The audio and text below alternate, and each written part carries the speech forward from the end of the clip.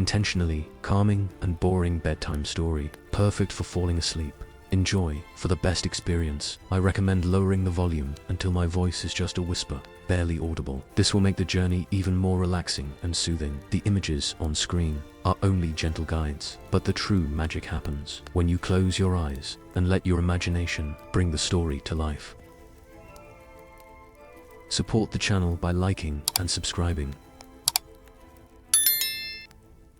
We note its location and return with the means to seal it properly after our primary mission is complete. They continued their ascent, the path growing steeper as they approached the Dimrill Dale.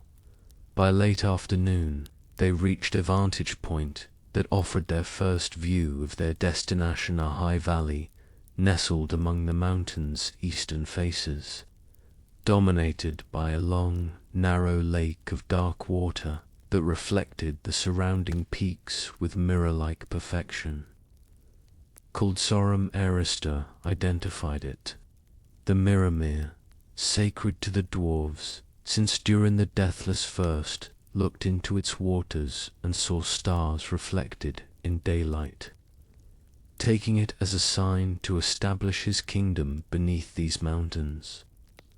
Beyond the lake, partially obscured by distance and the day's fading light, they could make out massive stone doors set into the mountain for Seath's eastern entrance to Khazad-dûm, the Dimrill Gate that had stood open since the dwarves fled their ancient homes centuries before.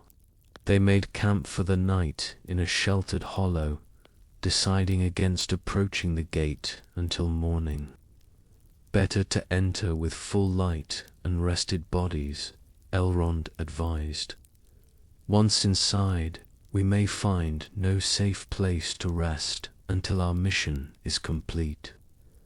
Watches were set, with 2 standing guard at all times, rather than the usual Oneir precaution that proved wise when in the deepest hours of the night.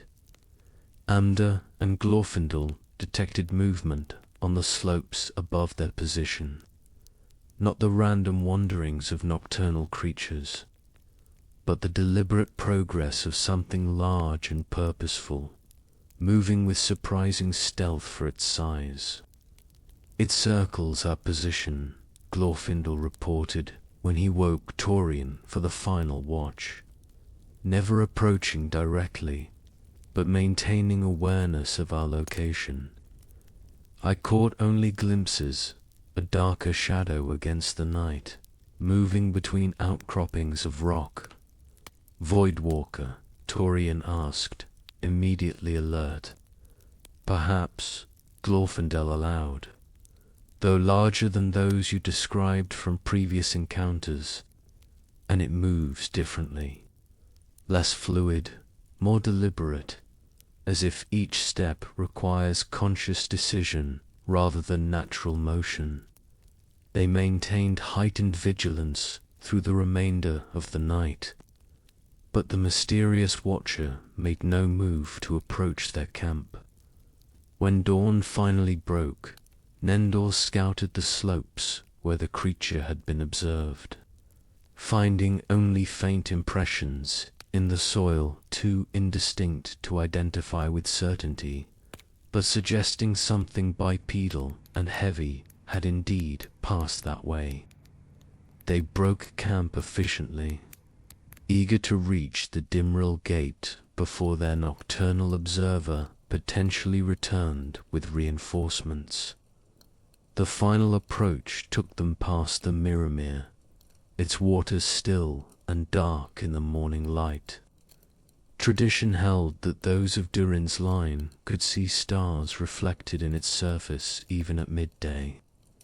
But for the companions, it showed only the surrounding mountains and the increasingly overcast sky above. The Dimrill Gate loomed larger as they approached a massive portal carved directly into the mountain face, flanked by columns inscribed with dwarven runes that had weathered the centuries with remarkable resilience. The doors themselves stood partially open, creating a gap perhaps 15 feet wide that revealed only darkness beyond. No signs of recent passage, Amda reported after examining the ground before the entrance. At least, none visible to normal tracking methods. The stone here would hold few impressions, even from heavy traffic. There are other ways to track movement, Elrond said, kneeling to place his hand directly on the stone threshold. He closed his eyes in concentration, his expression growing more troubled as moments passed. Many have entered, he announced finally. Few have left, and something watches, always watching from the deep places. This ominous assessment did nothing to lighten the mood as they prepared for entry. Light sources were distributed crystal lamps of elven design that emitted a clear, steady radiance without flame, ideal for the potentially dangerous atmosphere within the abandoned kingdom. Remember our purpose, Elrond reminded them as they stood before the ancient doorway. The chamber of eternal fire lies in the deepest level, accessible through the 21st hall and then downward via the endless stair. We move swiftly but cautiously, avoiding confrontation where possible. This is not a mission of exploration or recovery beyond our specific goal. With these instructions fresh in their minds, they passed through the Dimral Gate into Khazad-dûm, the mountain's shadow falling over them as they left daylight behind. The entrance corridor was vast, easily 30 feet wide and twice that in height, its walls carved with geometric patterns that caught the light from their lamps in ways that created an illusion of movement. The skill of the dwarves was unmatched in such works. Arista observed quietly, his scholar's appreciation evident despite the circumstances. These carvings serve practical purposes beyond mere decoration-acoustic enhancements, structural reinforcement, and subtle guidance for those who know how to read the patterns. They followed this main corridor deeper into the mountain, the air growing cooler but remaining surprisingly fresh, evident that the ventilation systems, designed by the dwarven architects, still functioned after centuries of abandonment. The passage descended gradually, occasionally opening into larger chambers before narrowing again, always leading them deeper into the heart of the ancient kingdom. Signs of the disaster that had driven the dwarves from their home became more evident as they progressed at scorch marks on walls and ceilings, collapsed sections hastily bypassed, and occasionally grim reminders of the kingdom's fall in the form of dwarven remains. Now little more than dust and fragments of armor or weapons.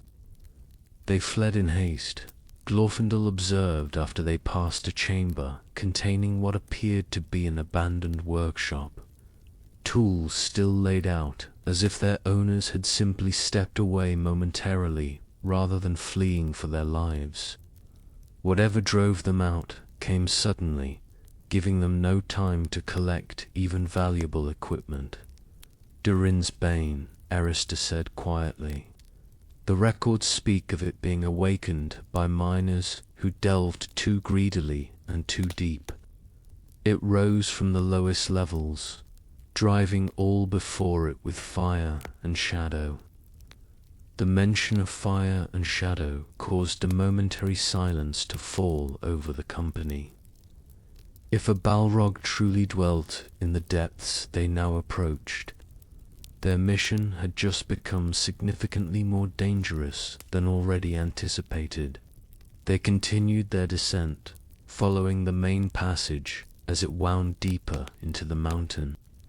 According to the map Balin had provided, they needed to reach the 21st halone of the largest chambers in Khazad-dûm, which served as a nexus for passages leading to various sections of the kingdom, including the endless stair that would take them to the deepest level where the Chamber of Eternal Fire was located. The journey to this hall proved more challenging than expected. Several times they were forced to detour around collapsed sections of corridor or chambers where the ceiling had partially failed, creating unstable conditions too dangerous to traverse. These detours took them through lesser-used passages and secondary halls, where signs of corruption became increasingly evident. In one such detour, they passed through what appeared to have been residential quarters for master craftsmen's small but elegantly appointed chambers connected by a common corridor. Here, the corruption manifested in disturbing ways. Furniture had rearranged itself into configurations that suggested awareness. Pieces fitted together to create shapes reminiscent of watching figures.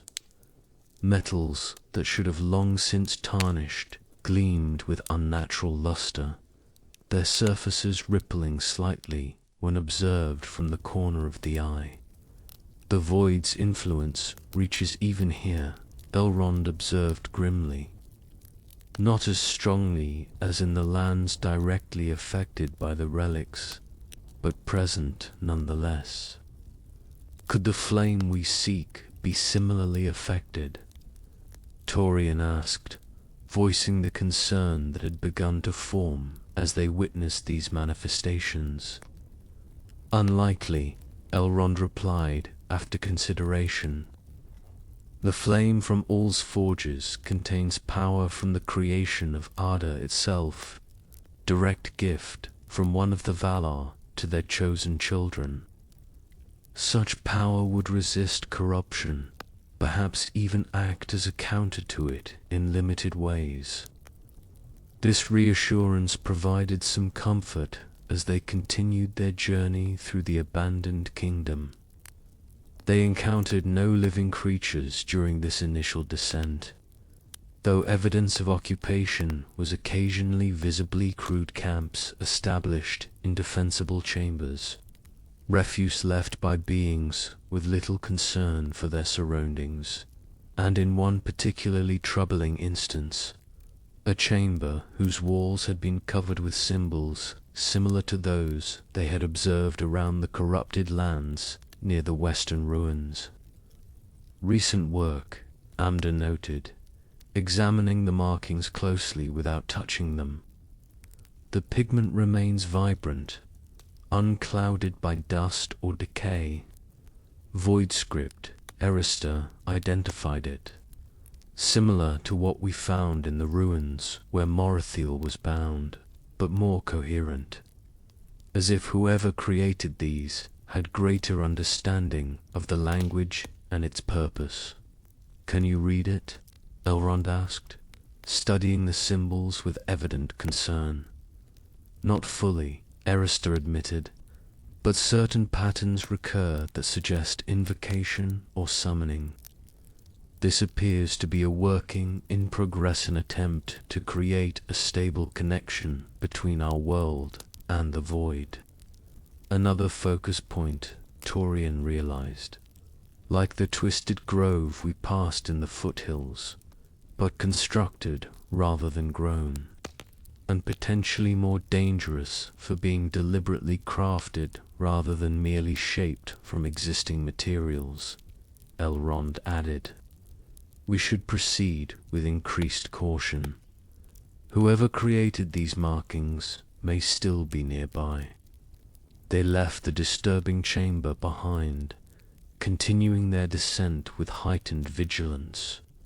The main passage eventually opened into a truly vast spacier cavern, so large their lamps could not illuminate its full extent. The ceiling, lost in darkness far above, the opposite walls barely visible as darker shadows against the general gloom. The 21st hall, Arista identified it with quiet awe. One of the greatest chambers in all of Khazad-dûm, where the dwarves would gather for kingdom-wide celebrations and announcements. Massive columns supported the unseen ceiling, each carved to resemble a mighty tree, with branches spreading outward to meet those of its neighbors, creating the impression of a stone forest. The floor was paved with polished marble inlaid with mithril in patterns that caught their lamplight and reflected it upward, providing illumination that revealed more of the hall's grandeur than their portable light sources could have managed alone. But the hall was not as abandoned as they might have hoped. Signs of recent occupation were evident throughout the vast space-crewed structures built against columns. Fire pits established in what appeared to be designated areas, and movement in the shadows beyond their lamps' direct illumination. Orcs, Glorfindel whispered, his keen eyes detecting what the others could only sense. A substantial number, though most appear to be resting rather than alert. They've established a permanent camp here, controlling access to the deeper levels. Can we bypass them? Torian asked, scanning the hall for alternative routes. Elrond consulted the map Balin had provided, tracing potential paths with his finger. Perhaps, he said finally. There are maintenance passages designed for the dwarven engineers who maintained this hall, smaller, less direct, but potentially unguarded, if the orcs are unaware of their existence. Finding these maintenance passages proved challenging, but not impossible. Arista's knowledge of dwarven architectural principles guided them to a section of wall that appeared solid but contained a cleverly disguised doorway, activated by pressing specific points in a decorative pattern carved into the stone. The passage beyond was narrow, barely wide enough for them to proceed single file, and low enough that even the elves, less stout than the dwarves who had designed it, needed to duck their heads in places. But it allowed them to bypass the main hall and the orc encampment, emerging eventually into a smaller chamber that Elrond identified as their access point to the endless stair.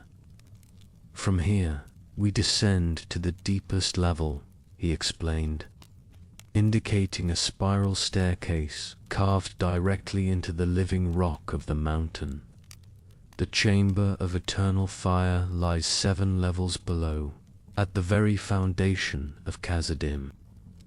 The endless stair lived up to its name, descending in a tight spiral that seemed to continue indefinitely into the mountain's depths. The air grew warmer as they descended, the cool dampness of the upper levels giving way to dry heat that increased with each complete circuit of the staircase. The natural heat of the earth, Arista explained as they paused briefly to adjust to the changing conditions. Khazad-dûm was built where the mountain's roots reach closest to the primal fires that burn at Arda's heart. The dwarves harnessed this heat for their forges and living quarters, channeling it through systems of vents and chambers that regulated temperature throughout the kingdom. They continued their descent, the heat intensifying until sweat beaded on their brows and their clothing clung uncomfortably to their skin. The stone walls around them began to show veins of some crystalline material that glowed faintly within a light not mithril, which shone silver white, but something redder, more volatile in appearance. Fire crystal Arista identified it, rare even by dwarven reckoning. found only in the deepest mines where heat and pressure transform ordinary stone into something that captures and stores thermal energy. Its presence indicates we approach the level where the chamber of eternal fire was established. After what seemed like hours of continuous descent, the staircase finally opened into a broad corridor whose walls were lined entirely with the glowing fire crystal, providing illumination that rendered their lamps temporarily unnecessary. The heat here was intense but not unbearable, suggesting some ancient system still functioned to prevent the deepest levels from becoming completely inhospitable. The corridor led them to a set of doors unlike any they had yet encountered in Khazad-dûm, stone or wood or even metal as commonly understood, but a material that resembled solidified flame, frozen in the moment of most perfect combustion. Runes were embedded within this material, glowing with shifting light that suggested movement despite the solid nature of their medium.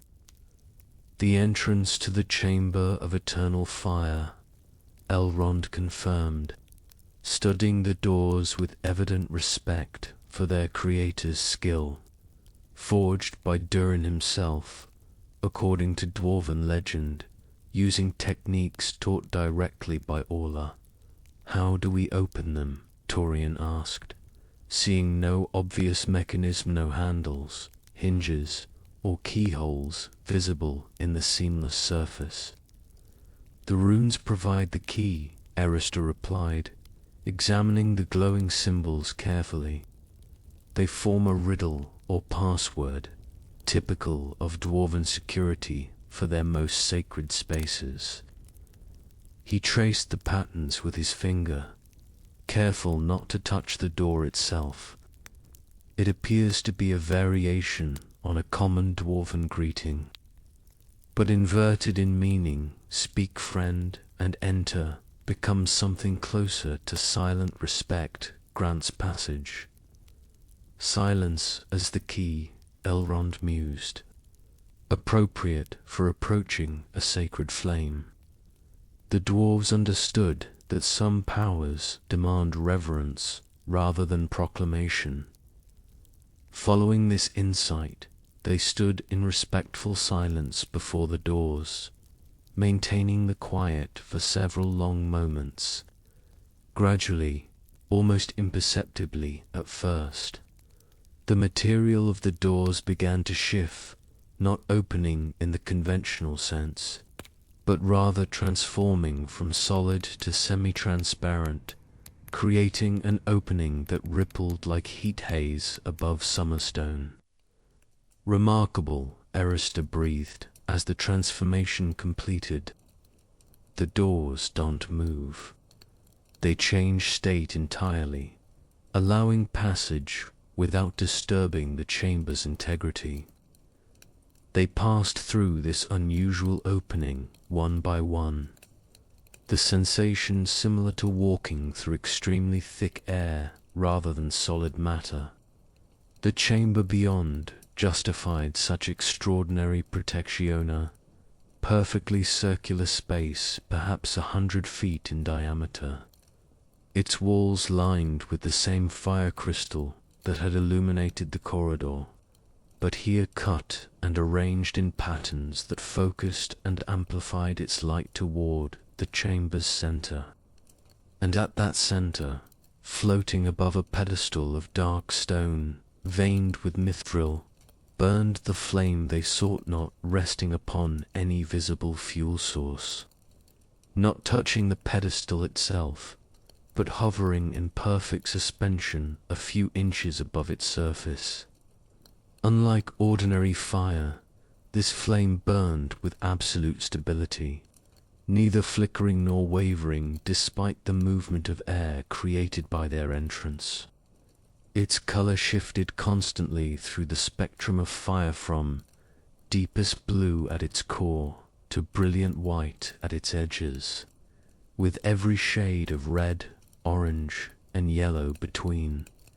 The flame from all's forges, Elrond identified it with quiet reverence, burning continuously since Durin first established his kingdom, requiring no fuel, producing no smoke, yet containing the heat and transformative power of the divine fire that helped shape Arda itself. They approached cautiously, forming a circle around the pedestal at a respectful distance. The heat emanating from the flame was intense, but not painful, more like standing in direct sunlight on a summer day than the scorching proximity of ordinary fire. How do we capture a portion without disrupting its integrity? Torian asked, eyeing the specialized containers they had brought for this purpose. With great care, Elrond replied, removing one of the crystal vessels from his pack. The flame can be divided without being diminished, a property unique to its divine origin. But the division must be performed with proper respect and understanding. He approached the pedestal slowly, the crystal vessel held before him in both hands. Ancient words in a language none present fully recognized flowed from his lips, not Quenya or Sindarin, nor any tongue of men or dwarves, but something older, more fundamental to the structure of Arda itself. The flame responded to these words, a tendril of fire extending from its main body toward the vessel Elrond held. This extension maintained all the properties of the original same perfect stability, the same spectrum of color, the same sense of contained power. It touched the crystal vessel's opening, then flowed inside as if recognizing its new container as an appropriate dwelling place. Elrond sealed the vessel with movements as precise and reverent as those with which he had opened it. The captured portion of flame continued to burn within its new confines, visible through the crystal as a perfect miniature of the larger fire from which it had been taken. One secured, he announced, carefully placing the filled vessel in a specially padded section of his pack. We should take at least 2 more portions to ensure redundancy should one be lost or damaged during our return journey. Torian and Arista performed the same ritual under Elrond's guidance, each securing a portion of the eternal flame in their own vessels. The process went smoothly, the flame seemingly cooperative with their purpose, dividing itself willingly into the portions they required. With 3 vessels filled and secured, they prepared to depart the Chamber of Eternal Fire, their mission successfully completed. The return journey to Rivendell would be challenging, greetering their steps through Khazad-dûm's abandoned halls, past the Orc encampment in the 21st Hall, and eventually back to the Dimral Gate and the world beyond the mountain. But as they turned to leave, a change came over the chamber, subtle at first, then impossible to ignore. The fire crystal in the walls dimmed slightly, its glow becoming more pulsatile than steady.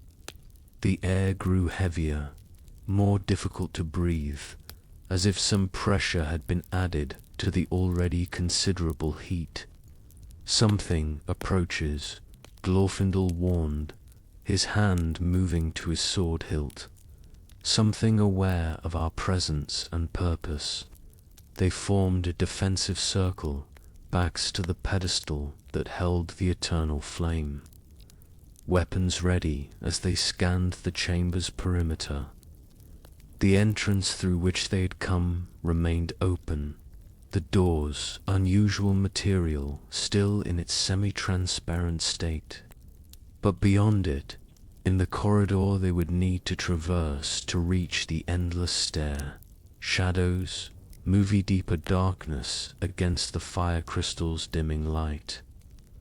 Voidwalkers, Torian suggested, remembering their previous encounters with such entities.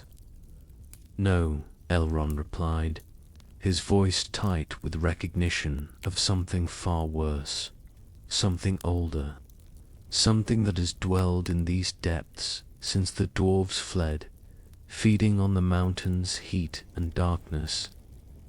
The shadows in the corridor coalesced into a more definite former figure of immense size, its exact dimensions difficult to discern as it seemed to expand and contract with each movement.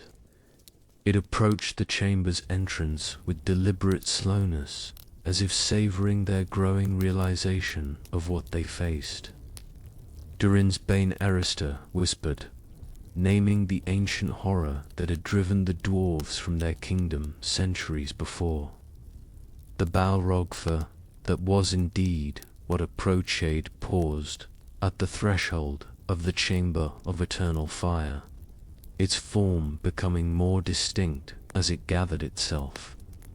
Taller than two men standing on each other's shoulders, its body appeared composed of shadow given partial substance, with veins of fire running through it like blood through mortal veins.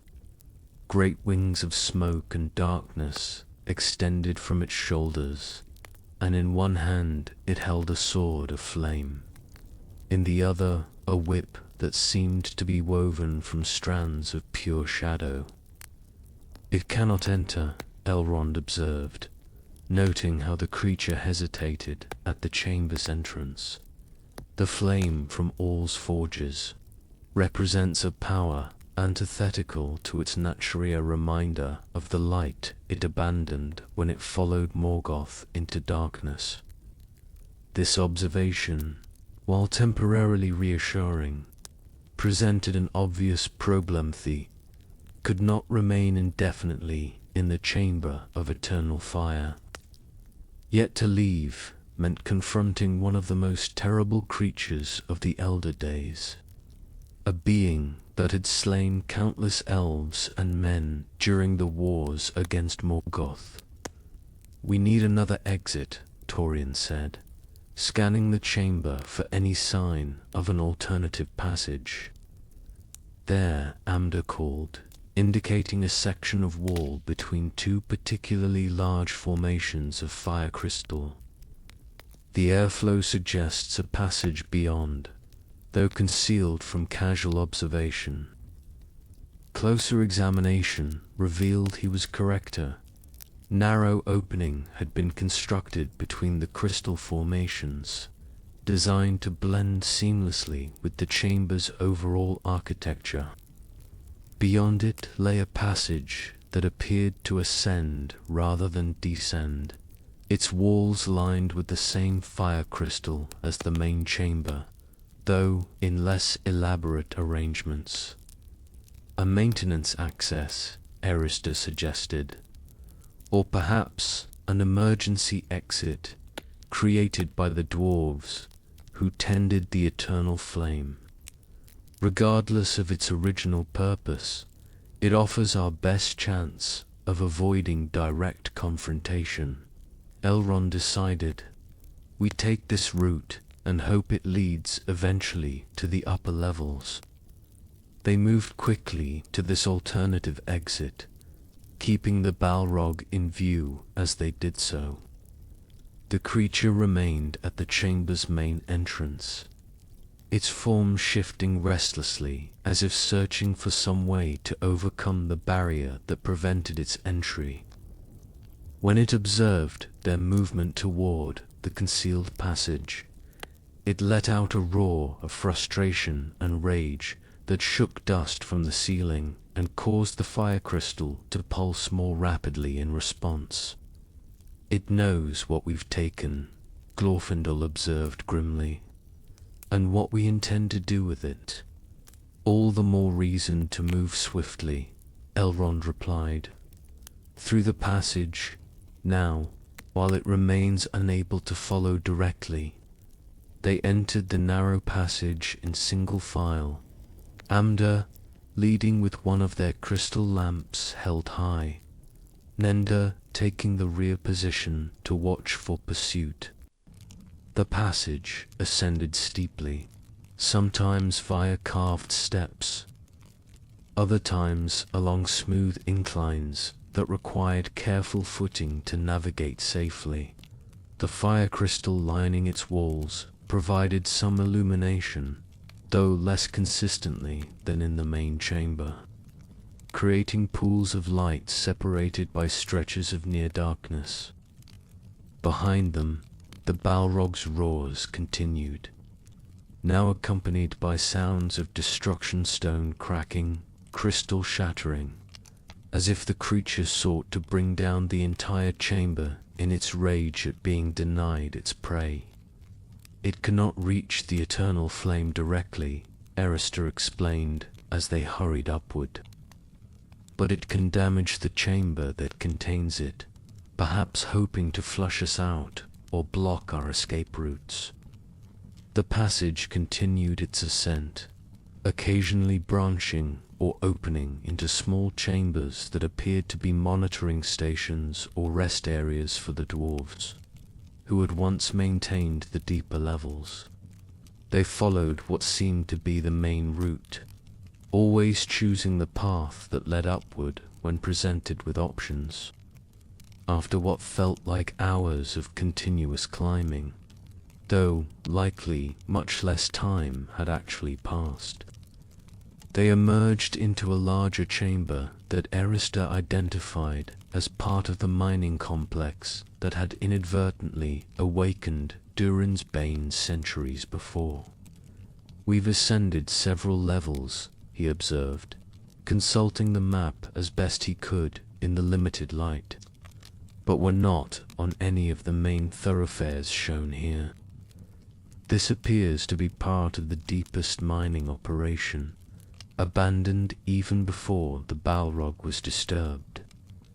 Can you determine our position relative to the endless stair?" Elrond asked, his concern evident. "We need to find our way back to the 21st Hall if we're to reach the eastern exit." Arista studied the map further, comparing visible features of their surroundings with the limited information provided about the mining levels. "I believe we're approximately 3 levels below the 21st Hall," he said finally, "but on the opposite side of the main axis from where we descended. We'll need to cross through several major chambers to reach our original route." This assessment complicated their situation considerably. The most direct path back to the Dimril Gate would take them through areas likely to be occupied by orcs or other creatures that had made Khazad-dûm their home since the dwarves' departure. And behind them, though not immediately visible, the Balrog now knew of their presence and purpose. "We move forward," Torian decided after brief consultation with Elrond. "Cautiously, but without delay. The flame we carry is too important to risk indirect confrontation if it can be avoided." They proceeded through the abandoned mining complex, following passages that gradually widened and showed more signs of regular use in the Dwarven era. The fire crystal became less common as they ascended, replaced by more conventional illumination methods, bracts for torches, niches for lamps, all long since extinguished but indicating they approached more frequently traversed areas of the kingdom.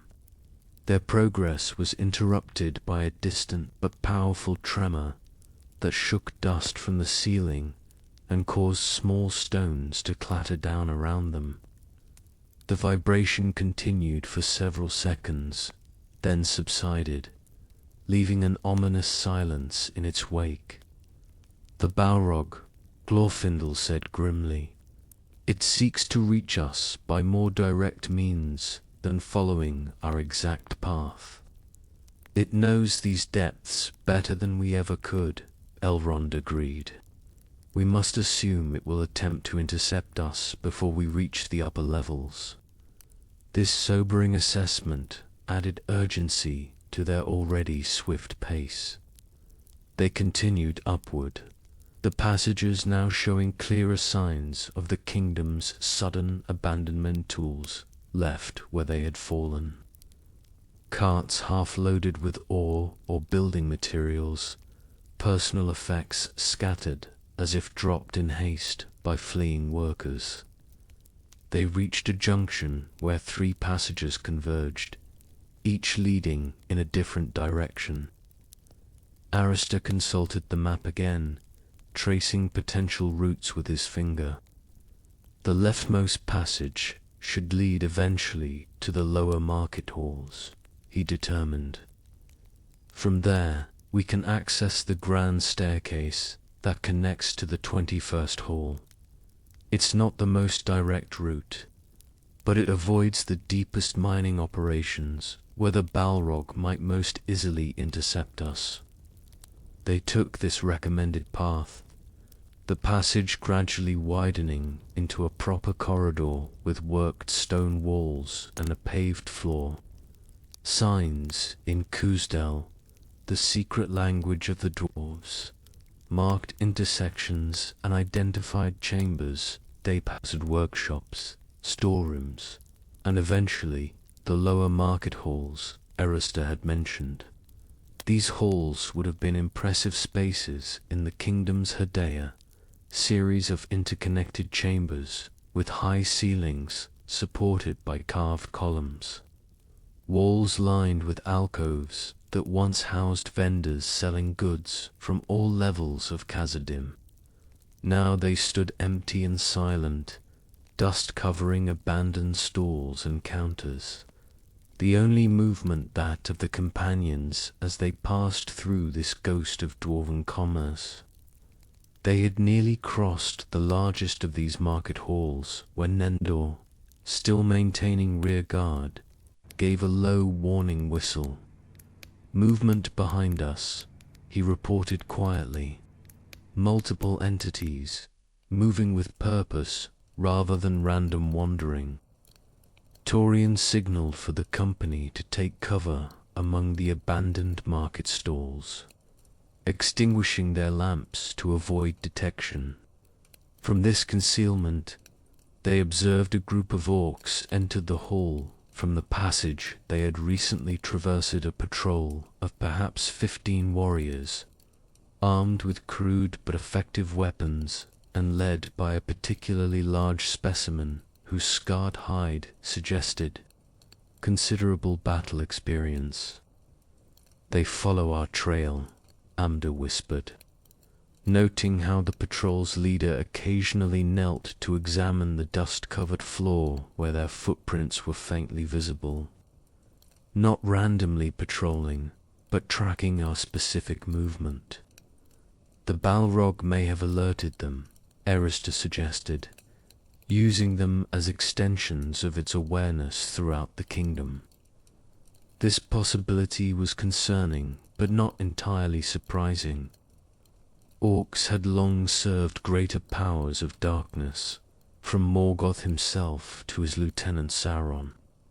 That they might act as agents for a Balrog, especially one that had dwelt among them for centuries, seemed entirely plausible. The patrol moved methodically through the market hall, checking each section with surprising thoroughness for creatures normally characterized by impatience and poor discipline. Their leader directed the search with hand signals rather than verbal commands, suggesting a level of training or control beyond typical orc behavior. "We cannot remain hidden indefinitely," Elrond observed quietly, "and we cannot allow ourselves to be delayed while the Balrog potentially positions itself to cut off our escape route." "Agreed," Glorfindel replied. We must either eliminate this patrol quickly and continue, or find an alternative path that bypasses them entirely. After brief consideration of their options, they decided on the latter approach. Arista identified a service passage used by the market workers to transport goods. Between stalls, a narrow corridor that ran behind the main hall and connected eventually to the grand staircase they sought. If they could reach this passage undetected, they might bypass the Orc patrol entirely. Moving with the silent precision characteristic of elves, they made their way along the hall's perimeter, using the abandoned stalls as cover. The Orcs continued their methodical search of the central area, apparently unaware of the companions' movement around the edges of their vision. They had nearly reached the service passage when disaster struck, not through any failure of stealth on their part, but through simple misfortune. A section of ceiling, weakened by centuries of neglect, chose that moment to give way, sending a shower of stone and dust onto the market floor. Though none of the companions were directly beneath this collapse, the sudden noise immediately drew the Orcs' attention toward their position. "Run," Torian ordered, abandoning stealth for speed. To the passage, they sprinted for the service corridor, the Orcs howling in pursuit as they recognized their quarry. Glorfindel and the scouts took rear-guard positions, weapons drawn to hold off the initial rush, while the others reached the relative safety of the narrower passage where their pursuers would be forced to attack in smaller numbers. The first Orcs to reach them fell quickly to elven blades, their undisciplined charge breaking against the skilled defense presented by Glorfindel and the scouts. But their leader held the main force back, organizing them into a more effective formation that would overwhelm the defenders through coordinated effort rather than individual bravery. "Fall back," Glorfindel called to the scouts as this organized attack developed. To the passage, quickly. They retreated in good order, maintaining a defensive line that prevented the Orcs from breaking through to the companions. Carrying the precious flame vessels, once within the service corridor, their position improved considerably its narrow confines, allowing only 2 defenders to hold against multiple attackers, with space behind them for others to rotate forward when fatigue threatened. The Orc leader recognized this tactical disadvantage and held his forces back from direct assault, instead issuing commands that sent several warriors running back the way they had come. "They seek another route to flank us," Elrond observed grimly. "This passage likely has multiple access points throughout the market complex." "Then we cannot remain here," Torian decided. "We must push forward to the grand staircase before they can position forces to trap us in this corridor." They moved swiftly through the service passage, no longer concerned with stealth, but with speed and maintaining awareness of potential ambush points. The corridor twisted and branched repeatedly, forcing Arista to make quick decisions about their route based on limited information from the map and his understanding of dwarven architectural principles. After several tense minutes of rapid movement, they emerged into a much larger, spacier, vertical shaft extending both above and below their position, with a spiral staircase hugging its perimeter. Light from their crystal lamps revealed only portions of this vast space, the full extent of its height and depth, lost in darkness beyond their illumination's reach. The grand staircase, Arista confirmed, relief evident in his voice. It connects all major levels of Khazad-dûm's eastern section. The 21st hall should be 3 levels above our current position.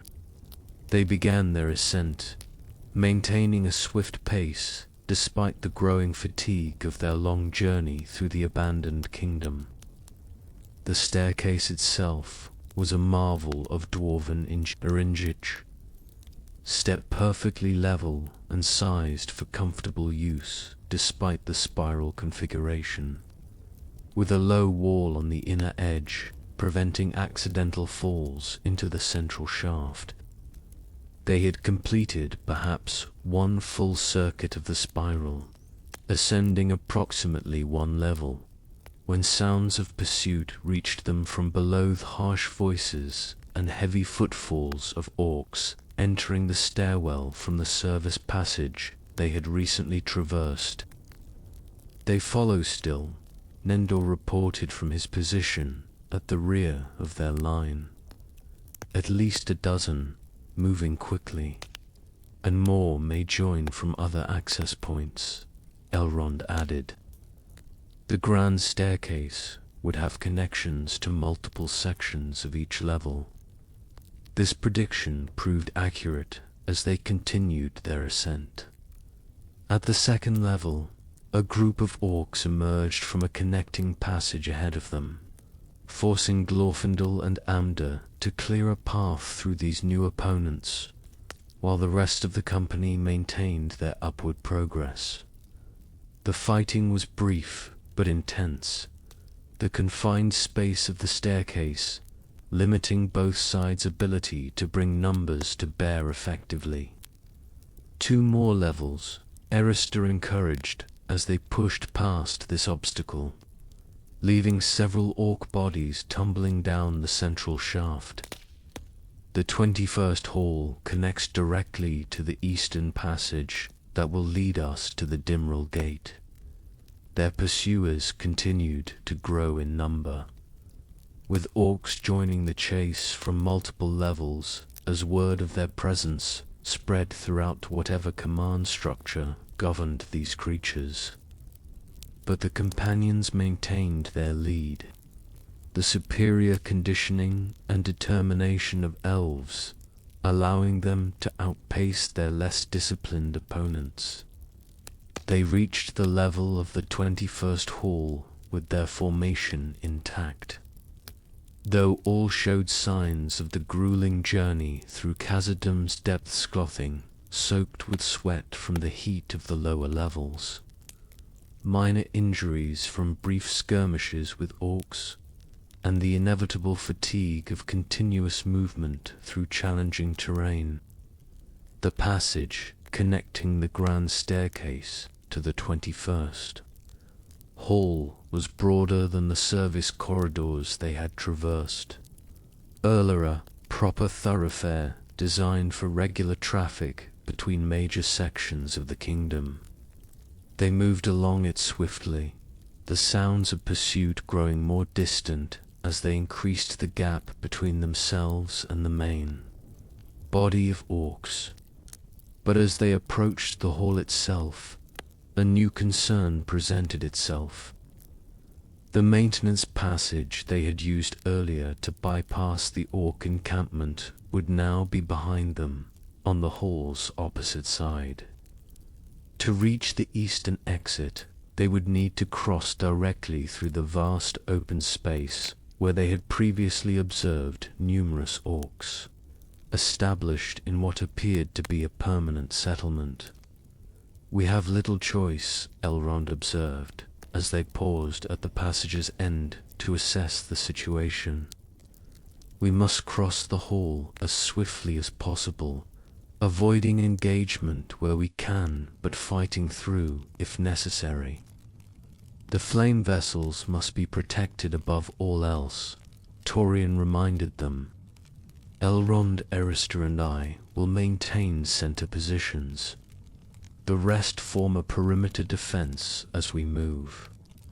With this plan established, they entered the 21st hall, immediately struck by its vastness after hours in narrower confines. Their crystal lamps illuminated only a small portion of the enormous space, creating a bubble of light that moved with them across the polished floor.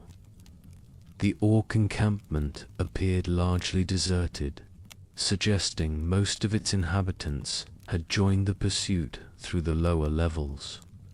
A few remained, however sentries posted at key positions, who immediately raised the alarm. Upon spotting the intruders crossing their territory, "Move faster," Glorfindel urged as these sentries began sounding horns that echoed throughout the hall. Directly toward the eastern passage. Do not stop for any reason. They increased their pace to a run, heading straight for the hall's eastern exit, where the passage to the Dimral Gate began. The few orcs present moved to intercept them, but were quickly dispatched by Glorfindel and the scouts without breaking the company's formation or momentum.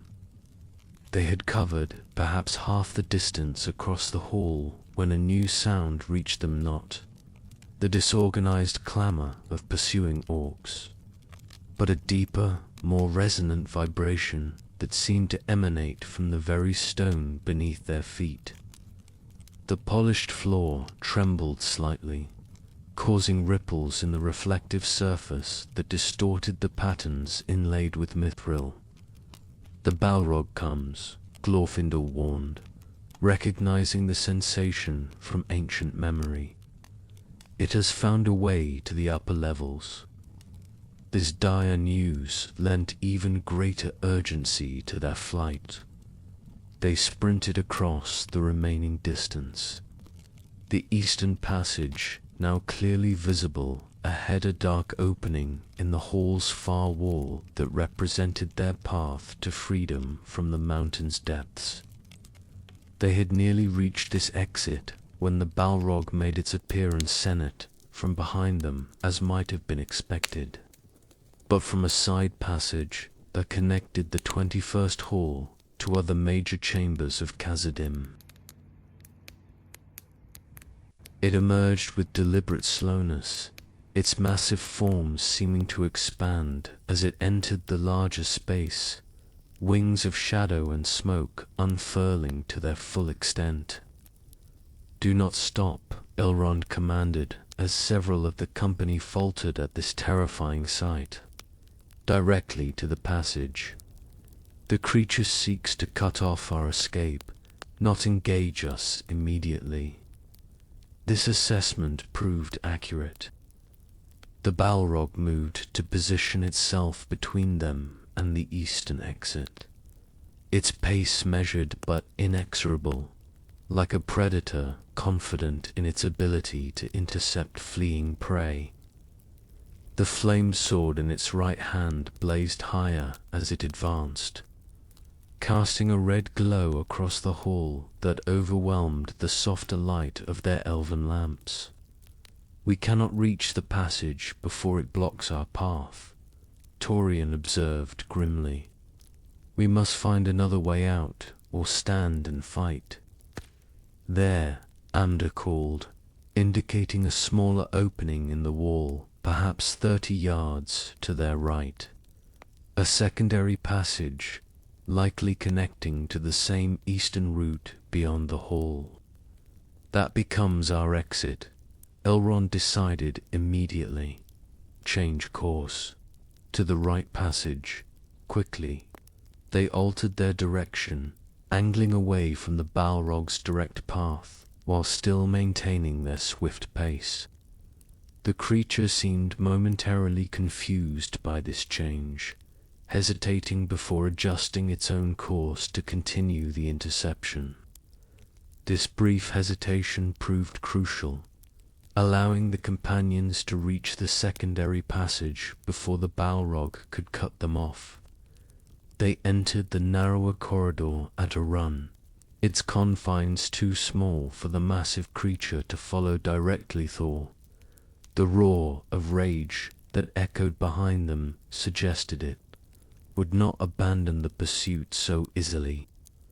The passage twisted and turned, occasionally branching but generally maintaining an eastward direction.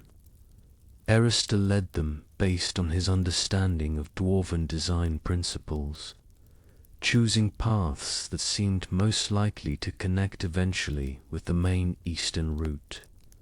The Balrog will seek another way to intercept us, Glorfindel warned as they continued their flight. It knows these halls far better than we do.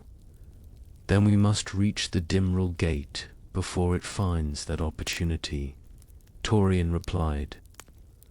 How much further to the main passage, Arista? Difficult to say with certainty, the scholar admitted, but the air grows fresher, suggesting we approach the mountain's outer reaches, perhaps half a mile at most, if this passage maintains its current direction. They pressed on, the corridor gradually ascending and widening, its construction showing the transition from the kingdom's interior sections to its more public spaces. Decorative elements became more elaborate, with carvings and inlays depicting scenes from dwarven history and mythology. After several more minutes of rapid progress, the passage opened into a much larger corridor that Arista immediately identified as the main eastern route they had originally traversed upon entering Khazad-dûm. We've bypassed a significant portion of the path, he observed with evident relief. The Dimral Gate should be less than a quarter-mile ahead. This news heartened the company, though none relaxed their vigilance. The Balrog remained a threat, potentially still seeking a way to cut off their escape, and the orcs who had pursued them through the lower levels might have found alternative routes to the eastern sections. They moved swiftly along the main corridor, its familiar features confirming they indeed approached the entrance through which they had entered the abandoned kingdom. The air grew noticeably fresher, carrying hints of the outside world's scent of pine trees and open water that marked the Dimral Dale. The corridor made a final turn, and ahead they could see Dalith Dimral Gate standing open as they had left it, framing a view of mountains and sky that represented safety and freedom from the darkness behind them. But between them and this exit stood a final obstacle, not the Balrog itself, which apparently had not found a route to intercept them directly, but a substantial force of orcs, at least 30 warriors arranged in a defensive formation across the corridor's width, clearly positioned to prevent their escape. Unlike the disorganized groups they had encountered earlier, these orcs showed discipline and purpose. They held position rather than charging immediately, their weapons ready but not brandished in the typical Orcish display of aggression. And at their center stood a figure different from the other Staller, more heavily armored, with a presence that suggested authority beyond mere physical strength. A commander, Glorfindel observed quietly, and one with unusual control over his forces. This is not typical orc behavior. Devoid entity's influence, perhaps, Elrond suggested, or the Balrog's direct control manifested through a chosen servant. Whatever the source of this uncharacteristic discipline, it presented a serious challenge. The orcs held the most defensible position, possibly natural bottleneck, where the corridor narrowed slightly before opening to the gates. with solid stone walls preventing any flanking maneuver. We have no choice but to break through, Torian concluded after quickly assessing their options. Glorfindel, can you lead the initial charge? The rest of us will follow in tight formation, focusing on creating a path directly to the gate, rather than engaging the entire force. The golden-haired warrior nodded grimly. I have faced worse odds, he replied, a statement few others in Tyrena could make truthfully. Form behind me, maintain momentum regardless of what happens. Do not stop for any reason until you reach open air. They arranged themselves accordingly, Glorfindel at the point, followed by Amda and Nenda, then Torian, Elrond, and Arista carrying the precious flame vessels, with Linda taking the rear position to guard against attacks from behind. Before they could initiate this desperate charge, however, the Orc commander stepped forward from his line, raising a hand in what appeared to be a gesture for parley rather than attack. When he spoke, his voice carried a quality unlike typical Orcish speech, deeper, more controlled, with inflections that suggested an intelligence beyond that normally associated with his kind. The flame you carry, he said in heavily accented but understandable common speech. Surrender it, and you may pass unharmed. Resist, and none will leave these halls alive. This unexpected offer caused the companions to exchange glances of surprise and suspicion. Orcs were not known for honoring agreements or allowing enemies to escape when they held the advantage of numbers and position. It speaks with another's voice, Elrond observed quietly. The words are not its own. The Balrog, Torian suggested. Perhaps, Elrond allowed. Or something else that has interest in the flame and knowledge of our purpose. The Orc commander remained in his advanced position, apparently waiting for their response to his offer.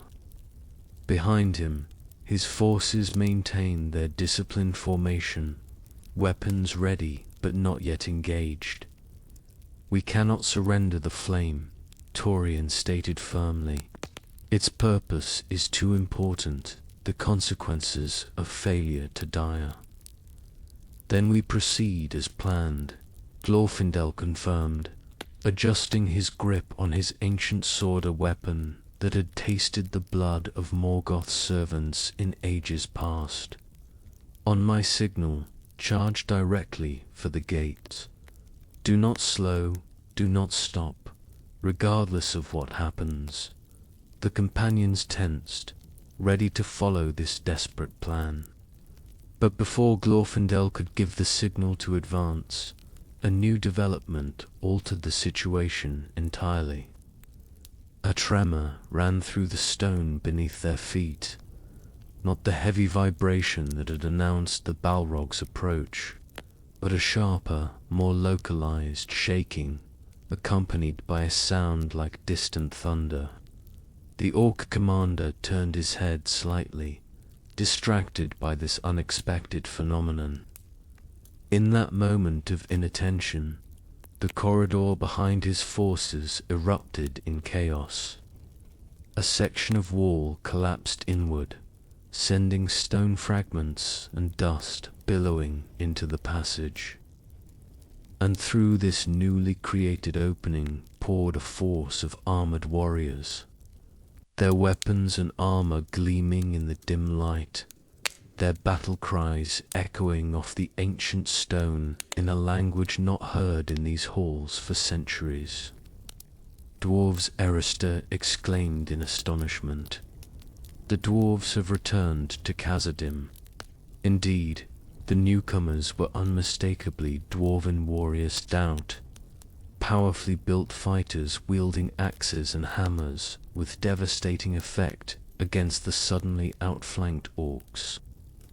Their armor bore the emblems of the Deep Forge, the settlement where Balin maintained his court in exile from his ancestral home.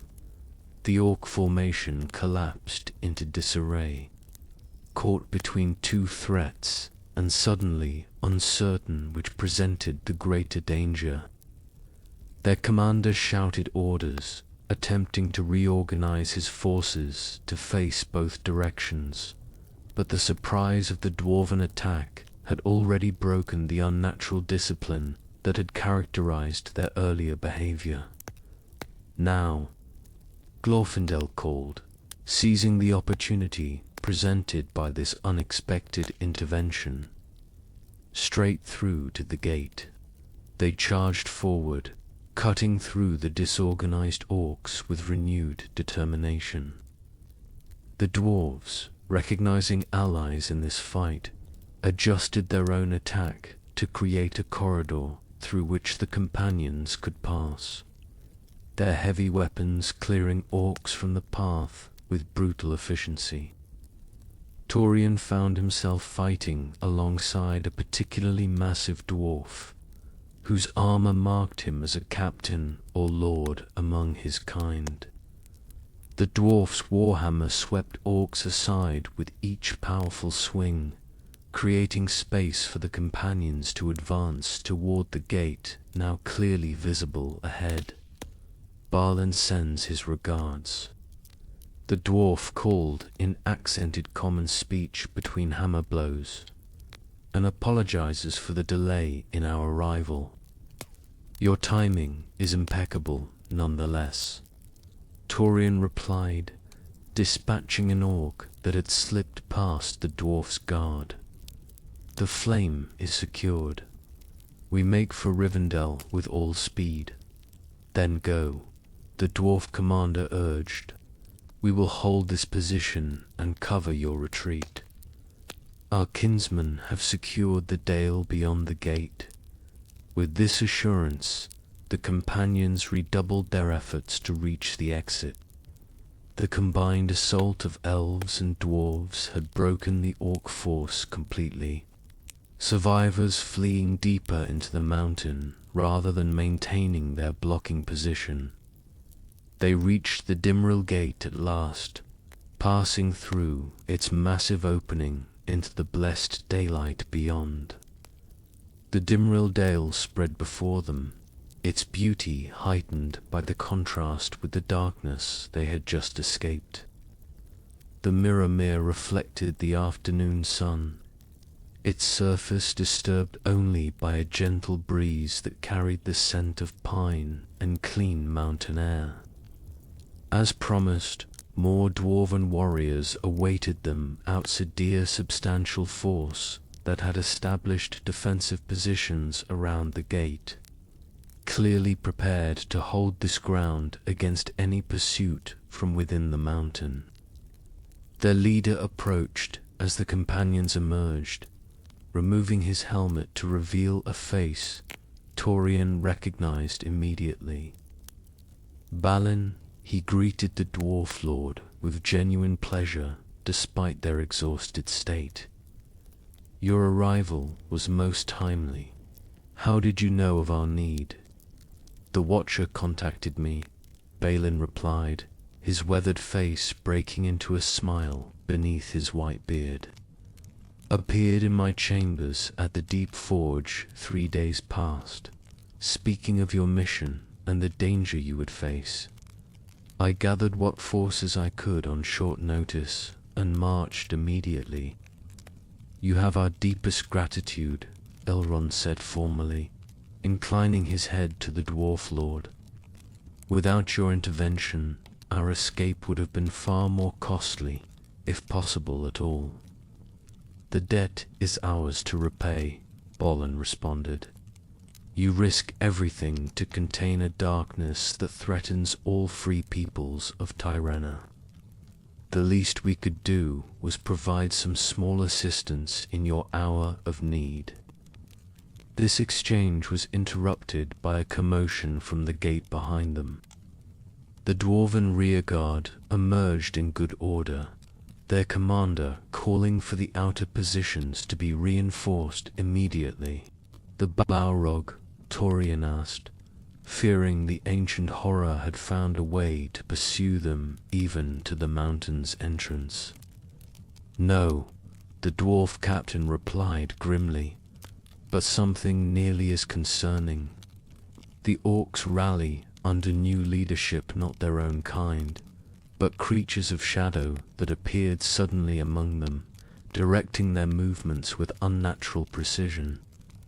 Voidwalkers, Elrond identified these new threats, manifestations of the same corruption we seek to contain. They would pursue the flame with particular determination, recognizing its power to oppose their influence. Then we must move swiftly, Balin decided. My forces will hold this position as long as necessary to cover your escape. We've prepared mounts for your Campaneth's swiftest ponies from our stables, already provisioned for the journey to Rivendell. These mounts waited nearby, sturdy mountain ponies bred for endurance rather than speed, but still capable of covering ground far more quickly than travelers on foot. The companions transferred their essential equipment to these animals, ensuring the flame vessels were secured in specially padded saddlebags to protect them during the journey. What of your forces? Torian asked Balin as they prepared to depart. The Balrog and these Voidwalkers present threats beyond ordinary orcs. We did not come unprepared, the Dwarf Lord assured him, indicating a group of his warriors who carried unusual weapon shammers and axes whose heads gleamed with a silvery blue metal that Torian recognized as mithril alloyed with other materials. These weapons were forged specifically to combat creatures of shadow, using techniques preserved from the Elder Days, and we have no intention of confronting the Balrog directly, holding the entrance long enough to ensure your safe departure before executing our own strategic withdrawal. With these assurances, the companions mounted their ponies and prepared to leave the Dimril Dale. The journey to Rivendell would still be challenging, crossing the misty mountains by the high passes, then traversing the lands beyond where corruption continued to spread. But with the flame from All's forges secured, they had obtained all three components necessary for the ritual of containment. Ride swiftly, Balin called as they departed. Complete your ritual. End this darkness before it consumes us all. They rode eastward initially, following the course of the Silverlode River that flowed from the Mirrormere, before turning north toward the high passes that would take them across the misty mountains to Rivendell beyond. Behind them, the sounds of battle at the Dimril Gate faded gradually with distance, the dwarven defense holding firm against whatever emerged from Khazad-dûm's depths. The flame vessels remained secure in their specialized containers, the third and final component for the ritual of containment now in their possession. Water from Ulmo's wells, earth from Angban's foundations, and flame from All's Fegestri elements of power that properly combined might suppress the growing influence of the relics and prevent the void entities from extending their corruption further into Tyrena. All that remained was to return safely to Rivendell, where the ritual would be performed. And beyond that, the confrontation with whatever power now controlled the dagger from the western, ruined void entity that had established itself at Dol Guldur and actively worked to prevent their success. The race against darkness continued, but for the first time since beginning their quest, Torian allowed himself to feel a cautious hope. They had secured all three components against significant opposition. The ritual of containment was now within reach, and perhaps, just perhaps, Erethan's sacrifice would not be in vain.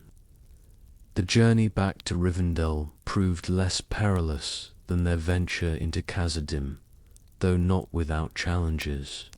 The dwarven ponies provided by Balin carried them swiftly through the mountain passes, their sure-footed nature allowing progress even on treacherous terrain.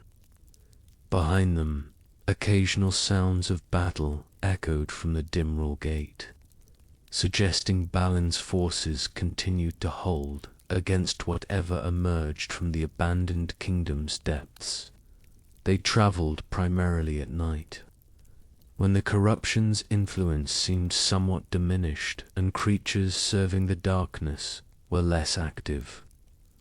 During daylight hours, they rested in carefully selected locations, fensible positions where watchers could be maintained, and signs of approach detected well in advance. The flame vessels required particular attention during this journey. Though designed specifically to contain the magical fire safely, they remained vulnerable to physical damage. Each night, Elrond would inspect the seals and crystal structures, ensuring no cracks or weaknesses had developed during the day's travel. The flame responds to the other components, he observed on the third evening, holding one vessel near the containers of earth from Angban's foundations. The eternal fire within pulsed more rapidly, its color shifting toward the blue end of its spectrum. They recognize each other, these elements of power. They seek to combine even before the ritual begins. Is that concerning? Torian asked, noting the intensity of the reaction.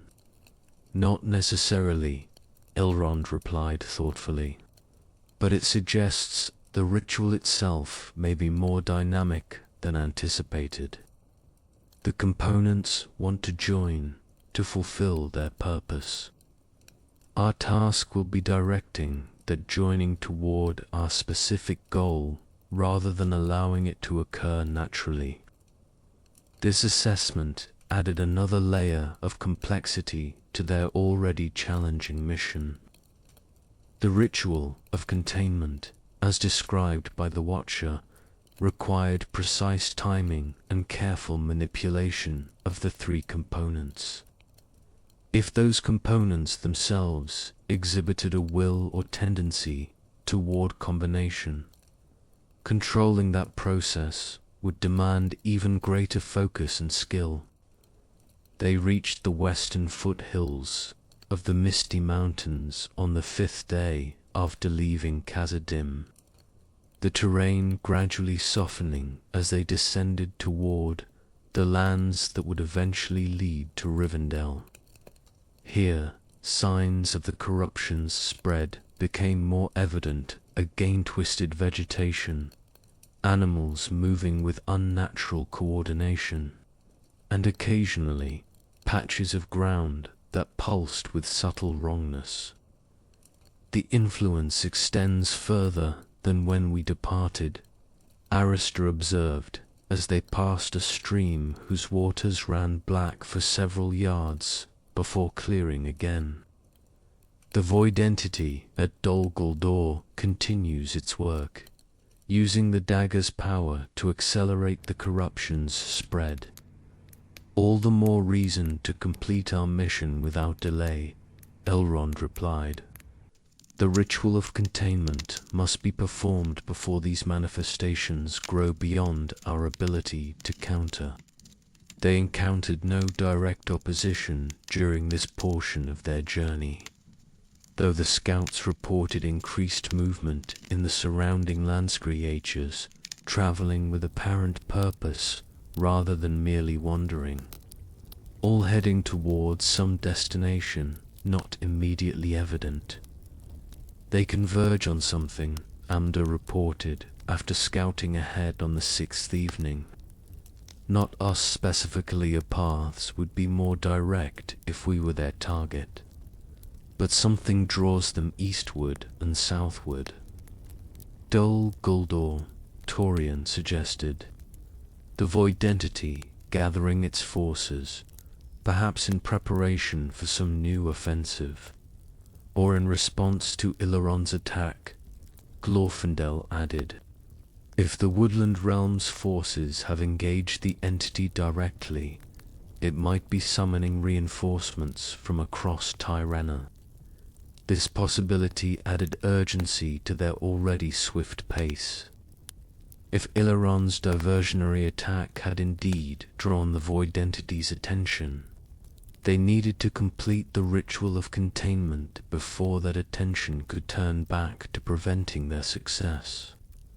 They reached Rivendell on the 8th day after leaving Khazad-dûm, arriving as twilight settled over the valley. The last homely house glowed with warm light against the gathering darkness, a beacon of safety and hope in a world increasingly threatened by shadow. Haleth greeted them at the valley's entrance, his ranger's vigilance having detected their approach well before they reached the ford. You return with the flame, he observed, noting the carefully padded saddlebags where the vessels were secured. The ritual can proceed. Has there been word from the Woodland Realm? Torian asked as they crossed the ford into Rivendell's protected boundaries. Any news of Elrond's attack on Dol Guldur? Some Haleth confirmed. A messenger arrived 3 days. Passstone of the few to successfully traverse the increasingly dangerous paths between our realms. Elrond's forces engaged the enemy directly, destroying outer workings around the fortress and disrupting whatever rituals the void entity had established there, and Elrond himself. Torian pressed, concerned for the elven king who had risked much to provide this diversion. Wounded but alive, Haleth replied. The messenger reported he led from the front, confronting shadow creatures that guarded the fortress's approaches. He slew many before taking a wound that forced his withdrawal. His forces have retreated to defensive positions in southern Shadowgrove, maintaining pressure on Dol Guldur without directly assaulting it further. This news brought mixed emotions: relief that Elrond survived, concern for the wound he had sustained, and renewed determination to complete their mission while the diversion he had provided at such cost remained effective. They proceeded to the last homely house, where preparations for the ritual of containment had continued in their absence. The central courtyard had been transformed according to the Watcher's instructions, circular space cleared of all decoration, its perimeter marked with symbols drawn in silver that caught the fading light with unusual intensity. At the circle's center stood a raised platform of white stone, its surface inscribed with patterns that seemed to shift slightly when viewed from different angles. 3 recesses had been carved into this platform, each shaped to receive one of the components they had gathered vessels for: water, earth, and flame arranged in a perfect triangle. The preparations are complete, Linda reported, having remained in Rivendell to oversee this work while recovering from injuries sustained during their earlier adventures. We await only the components themselves and the proper alignment of stars to begin the ritual. When will that alignment occur? Torian asked, looking to the sky where the first stars had begun to appear. Tonight, Elrond replied, following his gaze upward. The constellation the dwarves call Durin's Crown will reach its zenith at midnight. That is when the barrier between worlds naturally thins, allowing our working to reach across the void to affect the relic's influence directly. This timing seemed almost too perfect, returning with the final component on the very day the ritual could be performed. But perhaps not coincidence at all. The Watcher had demonstrated awareness of patterns and connections beyond normal perception. His guidance had led them to this moment, this opportunity to contain the darkness before it spread beyond control. They spent the remaining hours before midnight in careful preparation.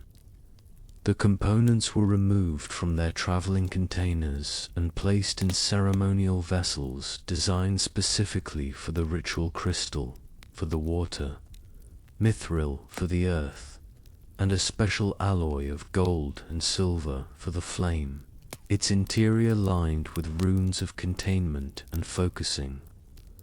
Elrond himself prepared the ritual space, walking the circle's perimeter with words of power that caused the silver symbols to glow with increasing brightness. The air within this boundary seemed to thicken slightly, creating a subtle resistance when passing from outside to inside, like moving through water rather than air. As midnight approached, those who would participate directly in the ritual made final preparations. Elrond would lead the working, his power as one of the eldest elves remaining in Tyrena, making him the natural focus for such complex magic. Torian, Arista, and Linda would assist, each taking position at one point of the triangle formed by the components. The ritual requires balance, Elrond explained as they took their positions. Each component must be activated simultaneously, their powers blending in perfect harmony rather than competing or overwhelming each other. Focus your thoughts on containment, on boundaries restored and strengthened, on separation between our world and the void beyond. The courtyard fell silent as midnight neared, all present Beth participants and observers feeling the weight of the moment. Upon this ritual rested not just the fate of Arathon, trapped within the frame with Morithil, but potentially the future of Tyrannor itself. If they failed, if the corruption continued to spread unchecked, even realms as protected as Rivendell might eventually fall to the void's influence. Overhead, stars wheeled in their ancient patterns, the constellation of Durin's Crown rising toward its zenith. Within the ritual circle, the silver symbols began to pulse in rhythm with this celestial movement, their light intensifying as the critical moment approached. "It begins," Elrond announced as Durin's Crown reached its highest point in the night sky. He raised his hands, palms outward toward the circle's perimeter, and began to speak in a language older than any still commonly used in Tyrena, not Quenya or Sindarin, but something that predated even those ancient tongues, words that seemed to resonate with the very fabric of reality. The three components responded immediately, their containers glowing within a light that reflected their contents, nature-soft blue for the water from Olmo's wells, deep red for the earth from Angban's foundations, and shifting gold-white for the flame from All's forges. Torian, positioned before the vessel containing the water, felt a connection forming between himself and this element of power.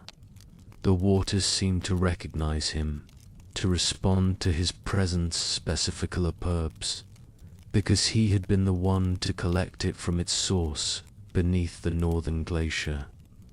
Or perhaps because of some deeper resonance between his nature and its own. Following Elrond's example, he extended his hands toward the vessel, focusing his thoughts on containment and boundaries as instructed.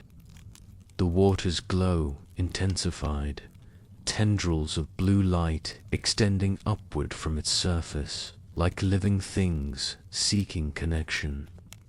Similar phenomena occurred at the other componency Earth, emitting coiling strands of deep red energy, the flames sending forth ribbons of gold-white fire that moved with deliberate purpose, rather than the random flicker of ordinary flames.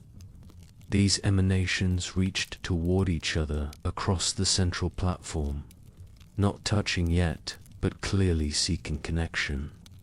Elrond's chanting grew more intense, his words now causing visible ripples in the air within the circle, as if reality itself responded to the power being invoked.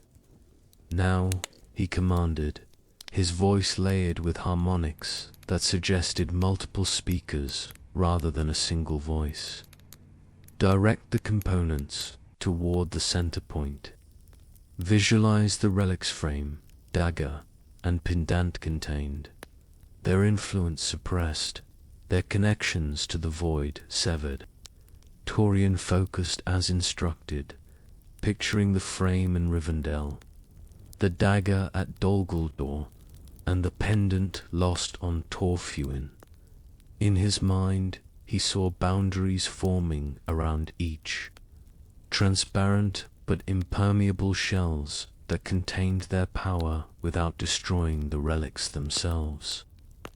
The water before him responded to this visualization, its tendrils of blue light extending further toward the circle's center, now intertwining with the red strands from the earth and the gold-white ribbons from the flame.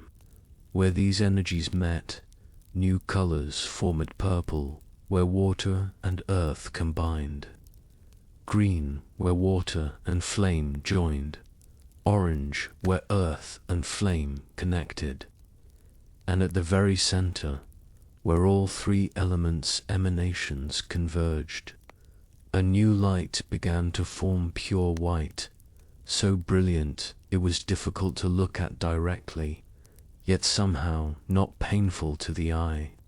This central light expanded slowly, pulsing in rhythm with Elrond's continued chanting, growing more substantial with each pulse until it formed a perfect sphere hovering above the platform. "The containment forms," Elrond announced, his voice still carrying those unusual harmonics. "Now we must extend it beyond this circle, reaching across distance to encompass the relics themselves." The sphere of white light began to emit its own emanation shin, beams of radiance that extended outward in three specific directions. One beam pointed west, toward the chamber where the frame stood on its platform surrounded by water. Another pointed east, presumably toward Dol Guldur, where the dagger had been taken. The third angled upward and slightly northward, seeking the pendant's remains on distant Tor. Few in these beams grew in intensity, stretching beyond the physical confines of the courtyard, beyond the valley of Rivendell itself, reaching across Tyranor toward their targets.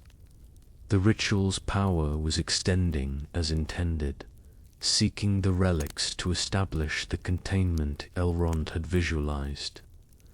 But as these beams approached their maximum extension, resistance became evident.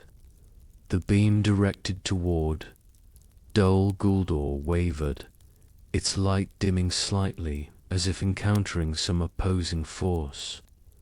The sphere at the circle's center pulsed more rapidly, as if struggling to maintain the connection against active opposition. The void entity resists, Elrond observed, his voice tight with the effort of maintaining the ritual's integrity. It recognizes our purpose and works against us. This resistance manifested physically within the ritual circle. The beam directed toward Dol Guldur began to darken at its edges, tendrils of shadow creeping inward from the periphery toward its core. These shadows moved with purpose, like living things seeking to corrupt or sever the connection the ritual had established. "Focus," Elrond commanded. "All of you, direct your will toward maintaining that beam.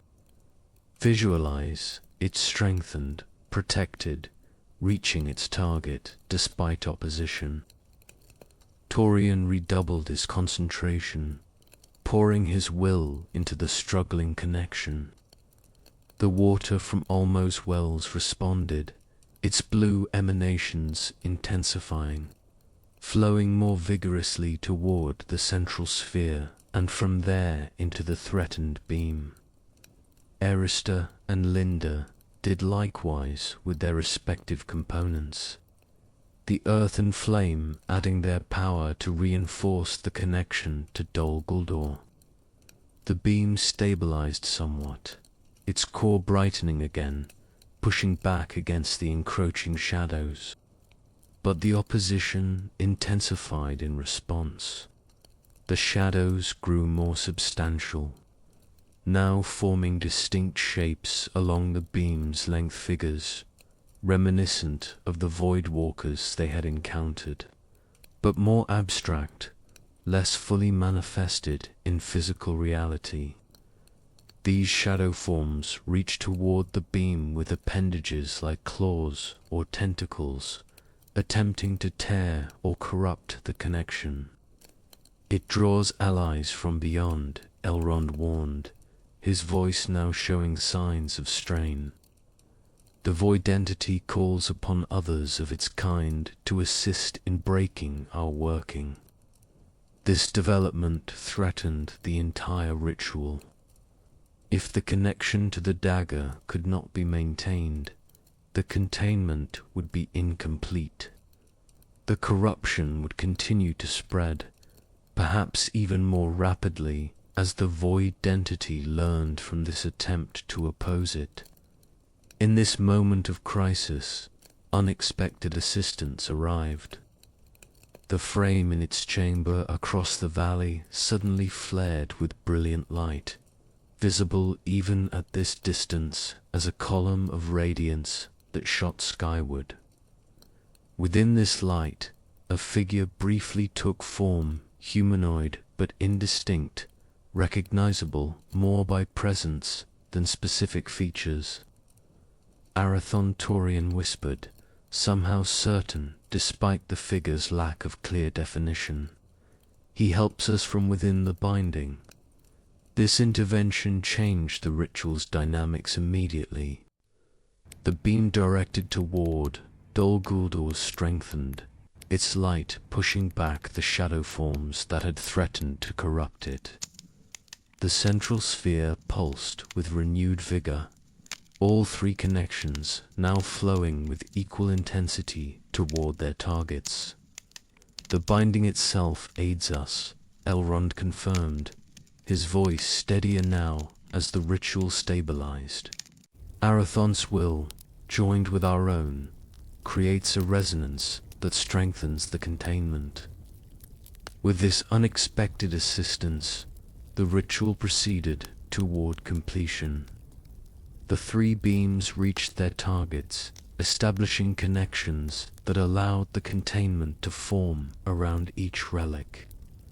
The sphere at the circle's center pulsed one final time, then expanded outward in a wave of white light that passed through all present without.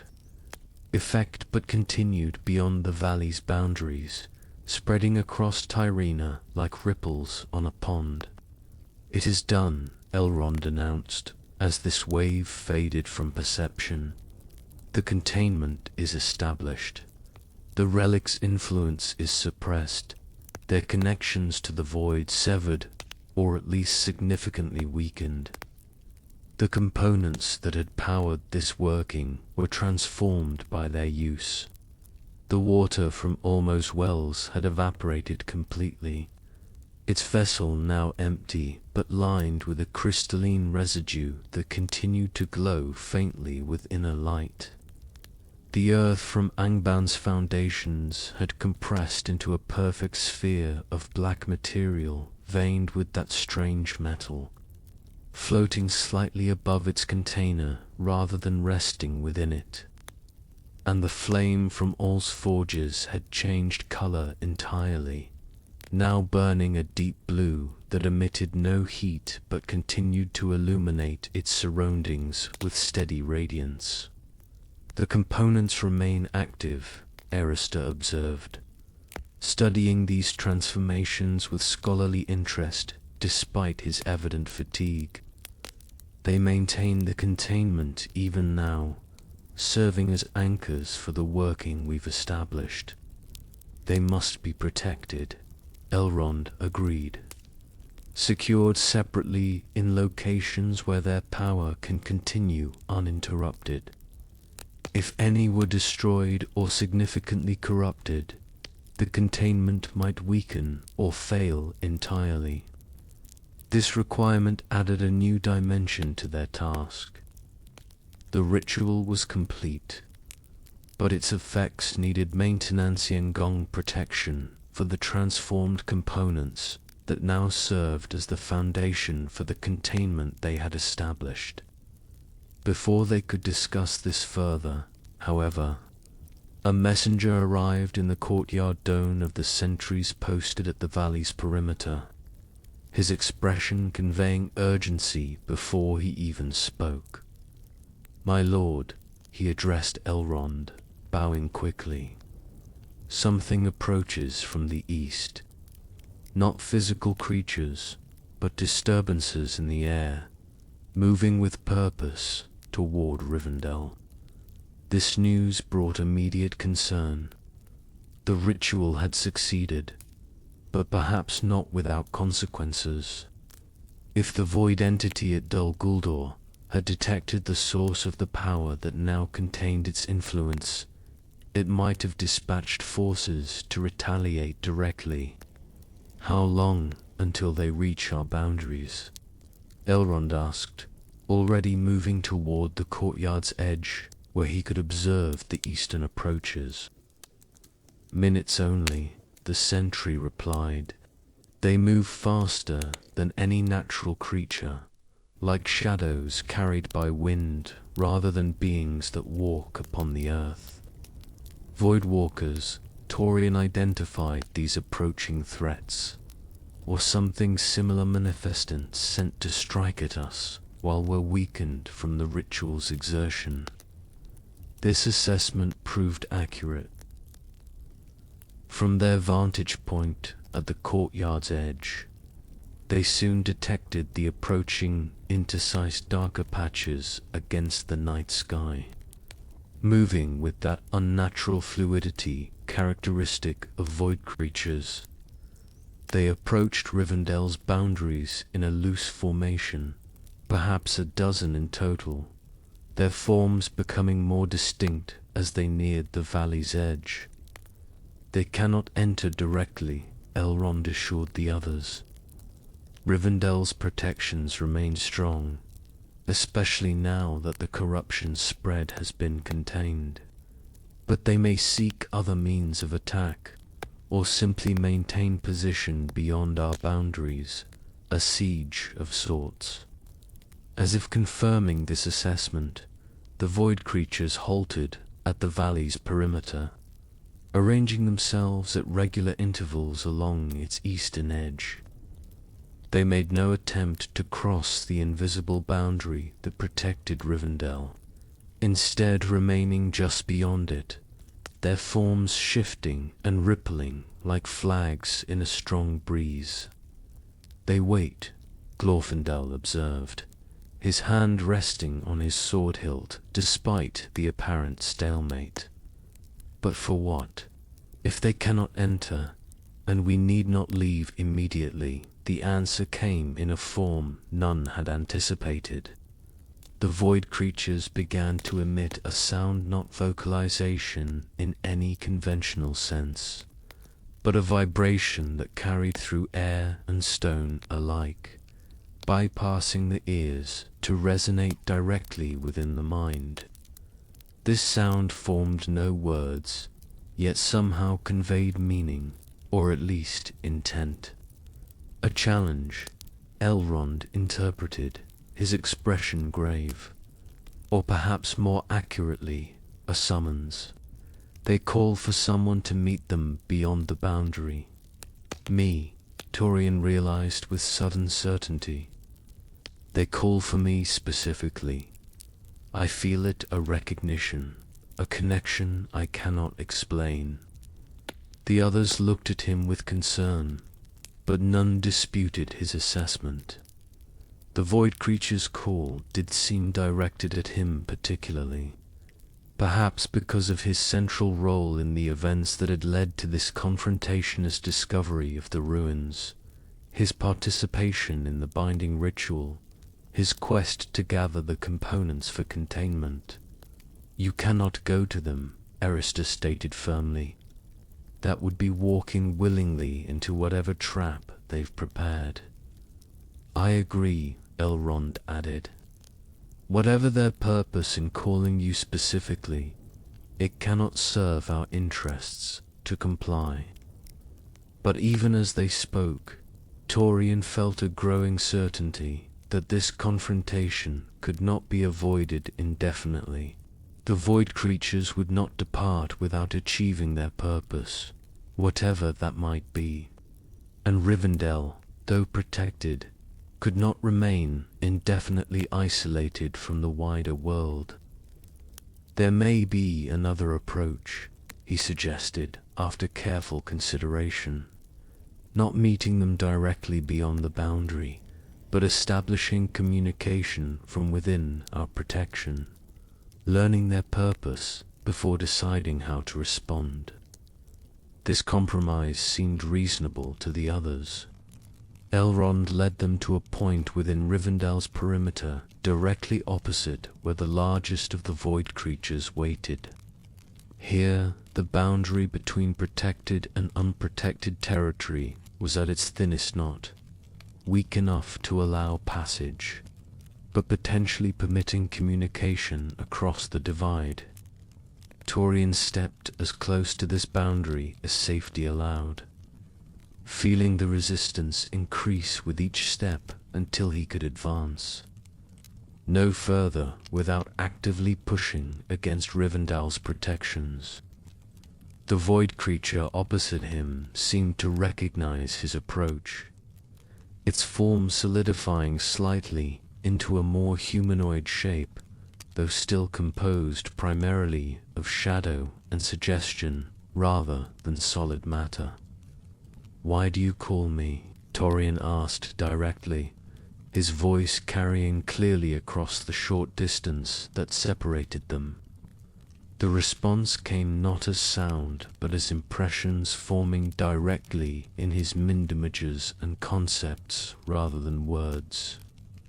Though his consciousness translated these into language he could comprehend, "The binding weakens, despite your efforts," came the response, each word feeling alien and wrong as it formed in his thoughts. "The one you call Arathon fades. His strength, expended to aid your ritual, cannot maintain separation much longer." This claim brought immediate concern. If Arathon had indeed used his own essence to strengthen their ritual, he might have depleted whatever reserves had allowed him to maintain the binding against Morithel's constant pressure. "What do you propose?" Torian asked cautiously, suspecting some deception but needing to understand the void creature's purpose. A new binding, came the reply. Not imperfect like the first, dependent on a single will's strength. A permanent separation, using the power you have gathered but redirected to our purpose rather than mere containment. And what purpose would that be? Torian pressed, sensing there must be more to this proposal than immediately apparent. The void creature's form rippled, suggesting something like hesitation or perhaps calculation. The one you call Morathil was not meant to cross between worlds, it explained finally. His presence in the void disrupts patterns established since the shaping of Arda. We would have him returned to your world, properly contained rather than imperfectly bound as he is now. This revelation was unexpected. Torian had assumed the void entities sought Morathil's freedom, his return to Tyrina, where he might serve as ally or agent for their incursion. That they instead wanted him removed from the void entirely suggested complexities to the situation not previously considered. You claim Morathil's presence in the void causes disruption, Torian summarized.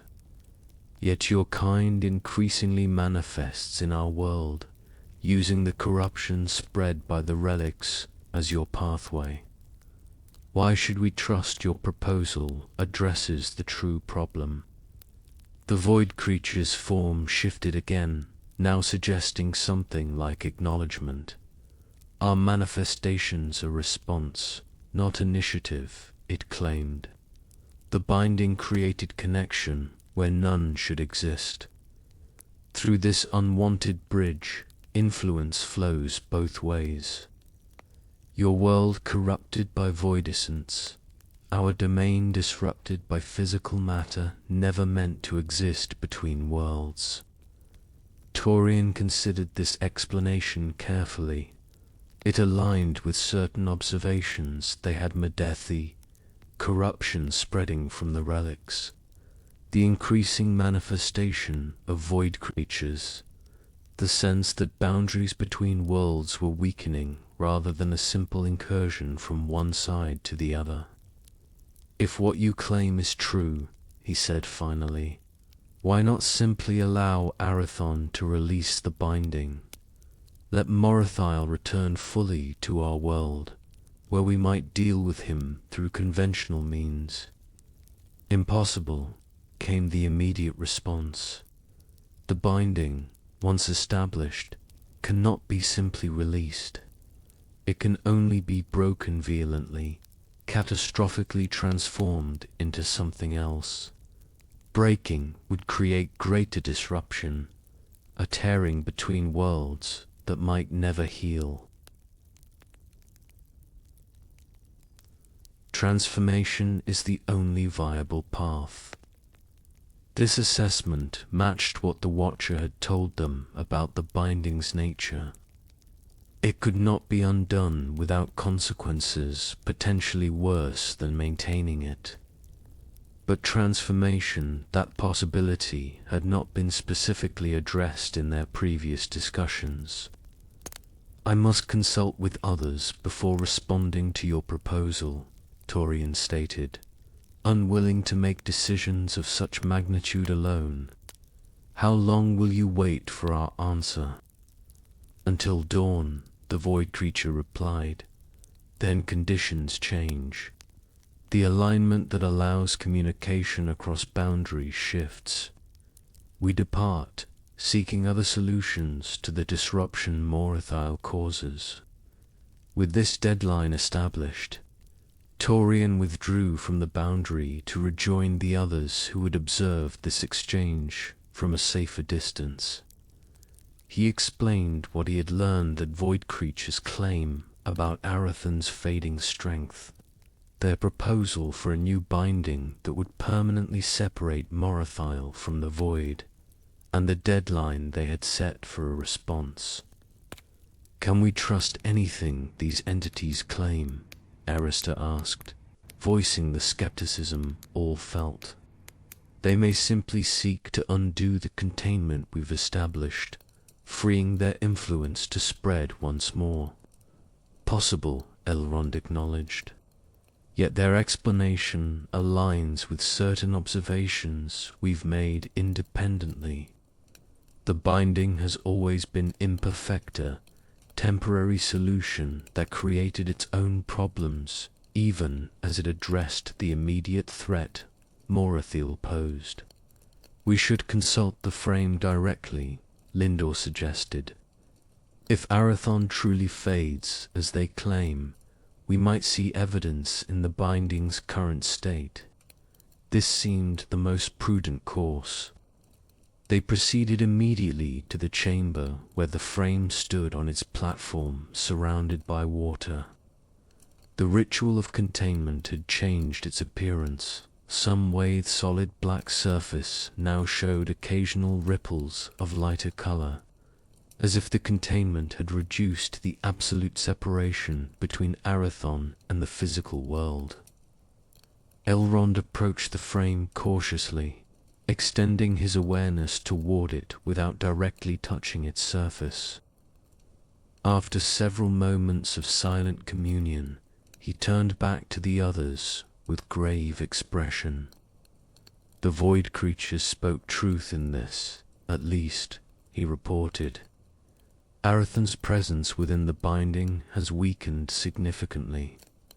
I sense him still, but diminished, like a candle burning its final reserves of wax. The effort of assisting our ritual has cost him dearly." "How long can he maintain the separation?" Torian asked, dreading the answer but needing to know. "Days, perhaps," Elrond replied. "A week at most. And when his strength fails entirely, the binding will collapse. Morathil will return to our world, but in a manner we cannot control or predict. And the tier between worlds that such a collapse would create," he shook his head, unwilling to speculate on consequences that might prove catastrophic. "Then we must consider the void creature's proposal seriously," Torian concluded reluctantly. "If they truly seek Morathil's permanent separation from the void, our interests might align despite our natural distrust. But can we achieve such a transformation?" Arista asked the practical question. The ritual of containment was complex enough, and it built upon existing knowledge and preparations. This would be something entirely new, with no precedent to guide us. Perhaps not entirely without precedent, Elrond suggested thoughtfully. "The transformed components from our ritual represent power already aligned toward separation and containment. If redirected properly, they might form the foundation for this new binding the void creatures propose." Discussion continued as they returned to the courtyard where the ritual had been performed. The transformed components remained at the circle's center, crystalline residue from the water, the floating sphere of compressed earth, and the blue flame that burned without heat. Each continued to emit a subtle radiance, maintaining the containment they had established across Tirena. "If we repurpose these components for a new binding," Lindor observed, "what happens to the containment they currently maintain? Would the corruption begin spreading again, the void entities finding new pathways into our world?" "A critical consideration," Elrond agreed. "We cannot sacrifice the protection we've established against one threat merely to address another, however urgent." As they debated these complexities, A new presence made itself known. The air at the courtyard's edge shimmered slightly, then parted like a curtain drawn aside to reveal a figure they recognized immediately despite his changed appearance. Watcher Torian greeted the enigmatic being who had guided their quest from its beginning. "Your arrival is most timely." The Watcher looked different than during their previous encounter's form, less substantial. The colors of his robes muted rather than vibrant, his features showing signs of strain or fatigue not previously evident. He acknowledged Torian's greeting with a slight nod before addressing the group. "You have succeeded in establishing the containment," he observed, his voice carrying that same quality of bypassing physical hearing to resonate directly within the mind. Yet new complications arise, as they always must when powers beyond mortal understanding intersect. "You know of the void creature's proposal?" Elrond asked, though the question seemed almost rhetorical given the Watcher's demonstrated awareness of events beyond normal perception. "I know," the Watcher confirmed. "And I know also what they have not told you, full implications of what they propose, the risks it entails, the price it would exact." This statement confirmed their suspicion that the void creatures had not revealed everything about their proposal. "Tell us then," Torian requested. "What haven't they disclosed?" The Watcher moved to the circle center, studying the transformed components with evident interest before responding. "The transformation they propose would indeed create a permanent separation between Morathil and the Void," he explained. "But such a working requires an anchor in both realms, something or someone to maintain the boundary from each side. Arathan currently serves that function within the binding," Erister noted. "His will maintains the separation, preventing Morathil from fully returning to our world." "Precisely," the Watcher confirmed. "And in the new binding they propose, that function would not change. Arathon would remain the anchor within the void, permanently separated from the physical world, just as Morathil would be permanently contained within it." This revelation brought immediate concern. "They speak of Arathon fading," Torian said. "If his strength fails as they claim, how could he serve as permanent anchor for this new binding?" "The transformation would stabilize his essence," the Watcher explained, "drawing upon the power of the components you've gathered to create a sustainable state, rather than the constant expenditure of will the current binding requires. He would not fade further, but neither would he ever return to the physical world as you know him." The implications were clear and troubling. The void creatures proposed a solution that would save Arathon from fading into non-existence, but at the cost of permanent separation from the world of his birth. He would exist indefinitely in a state between worlds, neither fully in the void nor able to return to Tirana. "There must be another way," Torian insisted, unwilling to accept such a fate for his friend. "Some method of extracting Arathon from the binding while still containing Morathal." The Watcher's expression showed something like sympathy, though tempered with the pragmatism that had characterized his guidance throughout their quest. "If such a method exists, it lies beyond even my knowledge," he admitted. "The binding was established through Arathon's choice, his willing sacrifice. That choice, once made, created patterns that cannot be simply unmade without consequences potentially worse than those you now face.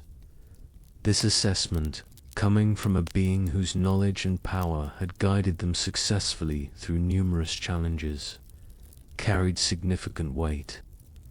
If the Watcher saw no alternative to the void creature's proposal, perhaps none truly existed. "What of the containment we've established?" Elrond asked, returning to Lindire's earlier concern.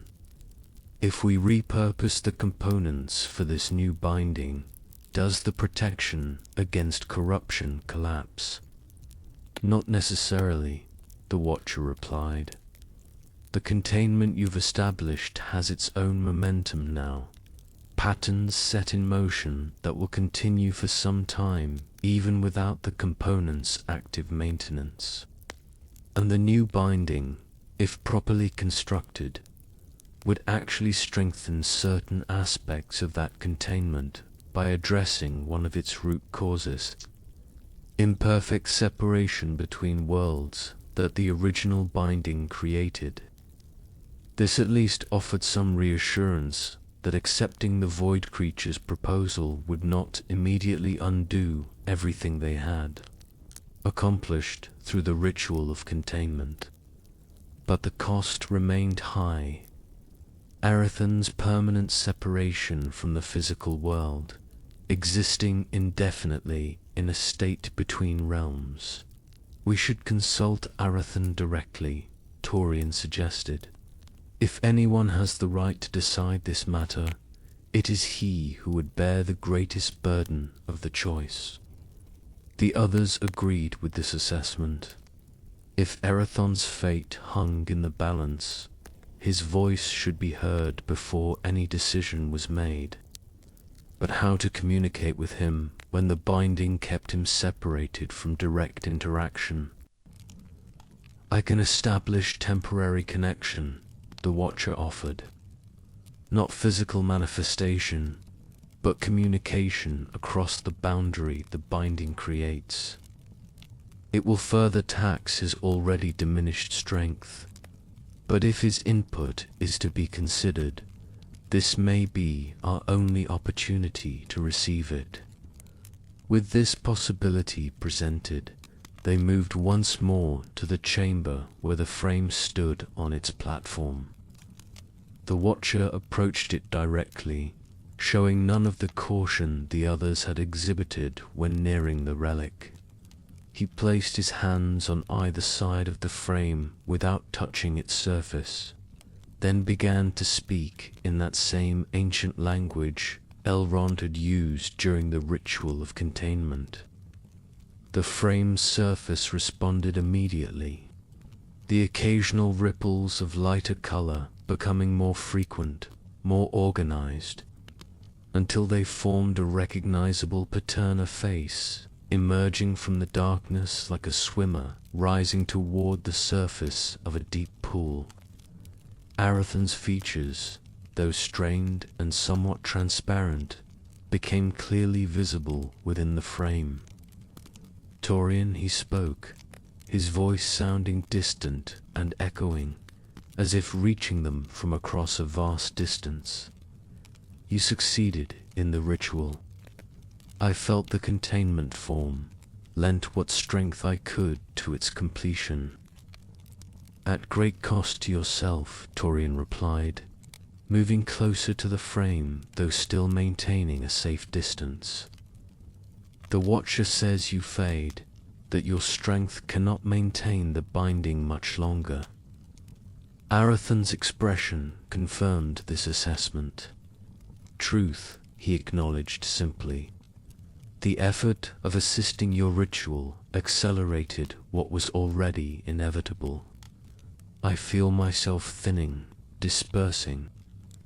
Soon I will lack the coherence to maintain separation from Morithel." "The void creatures offer a solution," Torian explained. "A transformation of the binding into something permanent, no longer dependent on your active will. But the cost," he hesitated, reluctant to present such a dire choice to his already suffering friend. I would remain here. Arathon completed the thought, apparently gleaning the information directly from Torian's mind, or perhaps from the Watcher's presence, neither in the physical world nor fully in the void, but between an anchor maintaining the separation indefinitely. Yes, Torian confirmed, stable rather than fading, but never able to return as you were. It is too much to ask, too great to sacrifice. Arathon's expression showed no surprise at this revelation, only a calm acceptance that suggested he had already considered such possibilities. What are the alternatives? He asked practically. If the binding collapses when my strength fails entirely? Catastrophic consequences, the Watcher answered directly. A tearing between worlds that might never fully heal. Morathil returned to the physical realm, but in unpredictable form, potentially more dangerous than before. And your own essence, dispersed beyond recovery or recognition. Arathon absorbed this information silently, his features momentarily obscured as the frame's surface rippled more chaotically, perhaps reflecting internal struggle or intense consideration.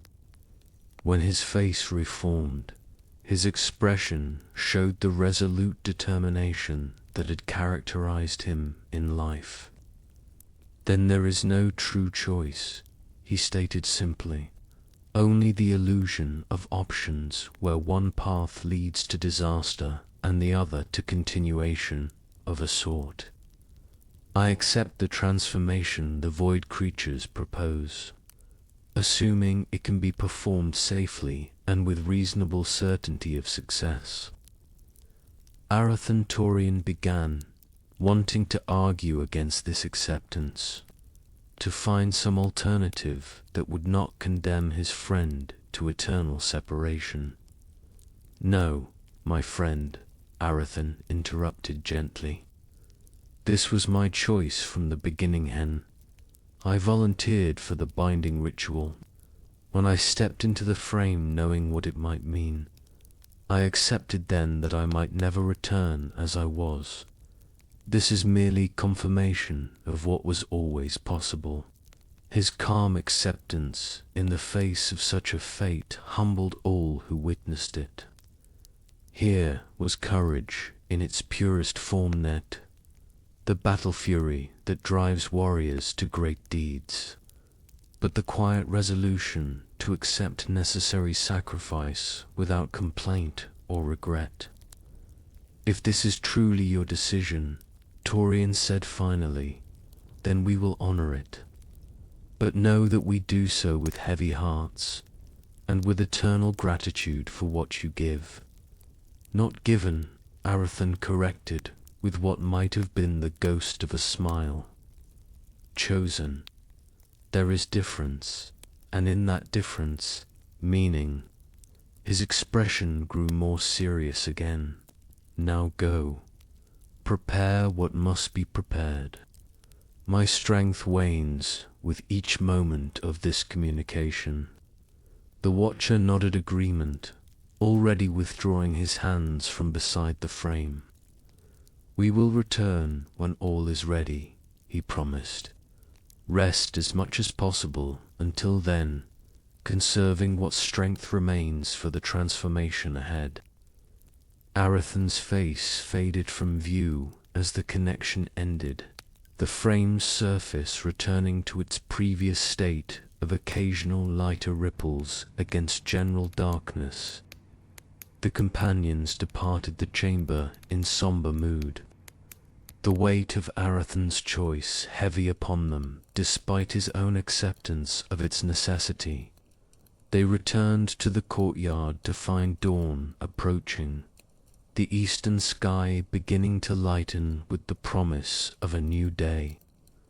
The void creatures remained at Rivendell's boundary, their forms now more distinct in the growing light still composed primarily of shadow. but with definite structure suggesting armor or perhaps ceremonial garb of some ancient design. We must give them our answer soon, Elrond observed. The deadline they set approaches with the rising sun. We accept their proposal, Torian stated firmly, but with conditions. We perform the transformation here, within Rivendell's protection, using the components we've gathered according to the Watcher's guidance rather than their direct instruction. Reasonable precautions, the Watcher agreed, though they may object to being excluded from direct participation in the working. They need not be excluded entirely, Elrond suggested, but their involvement must be limited to providing knowledge or power from beyond our boundary, not direct manipulation of the components or the frame itself. With these parameters established, Torian approached the boundary once more to communicate their decision to the waiting void creatures. The same entity that had spoken before solidified its form slightly to receive his message. Its approximation of a face turning toward him with evident interest. We accept your proposal for transformation of the binding, Torian stated clearly. With conditions, the working will be performed within our protection, using our components under the Watcher's guidance. Your kind may provide knowledge or power from beyond our boundary, but will not directly manipulate the elements involved.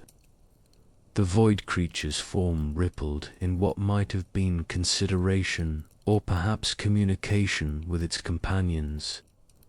After a brief interval, it responded in that same method of direct mental impression rather than physical speech. Acceptable, came the reply. The transformation's success matters more than who performs it. We will provide what is needed from our position. The Watcher knows how to incorporate such contribution without compromising your security. This agreement reached, preparations began immediately for the transformation ritual. The courtyard where the containment had been established would serve again, though the configuration required adjustment for this new purpose. The Watcher directed these changes, his knowledge of both physical and metaphysical principles guiding the placement of symbols and the arrangement of the transformed components. The frame must be brought here, he instructed, placed at the circle's center where the three components can form a triangle around it. The void creatures will establish resonance from beyond your boundary, creating the conditions necessary for transformation rather than mere containment. Moving the frame proved challenging but not impossible. Detached carefully from its platform in the chamber where it had resided since the original binding, it was carried to the courtyard by Glorfindel and Torian, the only ones strong enough to bear its weight without risk of dropping or damaging the relic. Throughout this transfer, the frame's surface continued to show those occasional ripples of lighter color, suggesting Arathon maintained awareness of these preparations even without direct communication. By mid-morning, all was ready. The frame stood at the circle center, the three transformed components arranged around it in perfect triangular formation. The void creatures had positioned themselves at equal intervals around Rivendell's perimeter, their forms now oriented directly toward the courtyard despite the distance and obstacles between. The transformation requires perfect synchronization, the Watcher explained as those who would participate directly took their positions.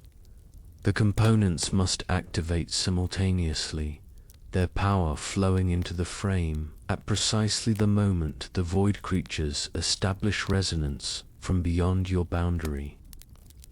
Any misalignment could result in failure at best, catastrophe at worst.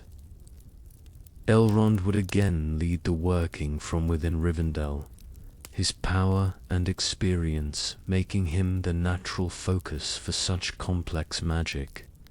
Torian, Erister, and Linda would each attend one of the transformed components, directing their power toward the frame when the critical moment arrived. How will we know when that moment comes? Torian asked, positioned before the crystalline residue that had once been watered from Olmo's wells. You will know, the Watcher assured him. The frame itself will signal readiness when the void creatures establish proper resonance. Watch for a change in its surface, not merely ripples of lighter color, but a complete transformation from black to silver, the original state before the binding was established. With these instructions clear, the ritual began. The Watcher took position at the circle's edge, not directly participating, but observing and coordinating between the efforts within Rivendell and the void creatures beyond its boundary. He raised his hands, palms outward toward the valley's perimeter, and began to speak in that ancient language that seemed to resonate with reality itself. The void creatures responded immediately, their forms becoming more substantial, more defined, as they focused their attention and power toward the courtyard. Though physically distant, their influence became palpable within the ritual circly pressure against the senses, a weight upon the mind that suggested vast power being brought to bear with precise control. The frame at the circle's center began to respond to this influence. The ripples of lighter color became more frequent, more organized, forming patterns that suggested deliberate communication rather than random disturbance. These patterns gradually coalesced into recognizable symbols, not words, in any language known to those present, but concepts conveyed through shape and movement. The void creatures established connection, the Watcher translated. They reached toward the binding from their side, creating the resonance necessary for transformation. Prepare yourselves, critical moment approaches. The three transformed components began to react to this developing resonance.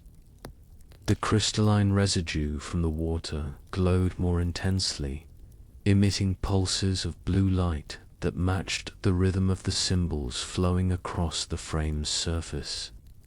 The floating sphere of compressed earth began to rotate slowly, its veins of strange metal tracing complex patterns as it turned, and the blue flame burned higher, its color shifting through various shades as if responding to some unheard music.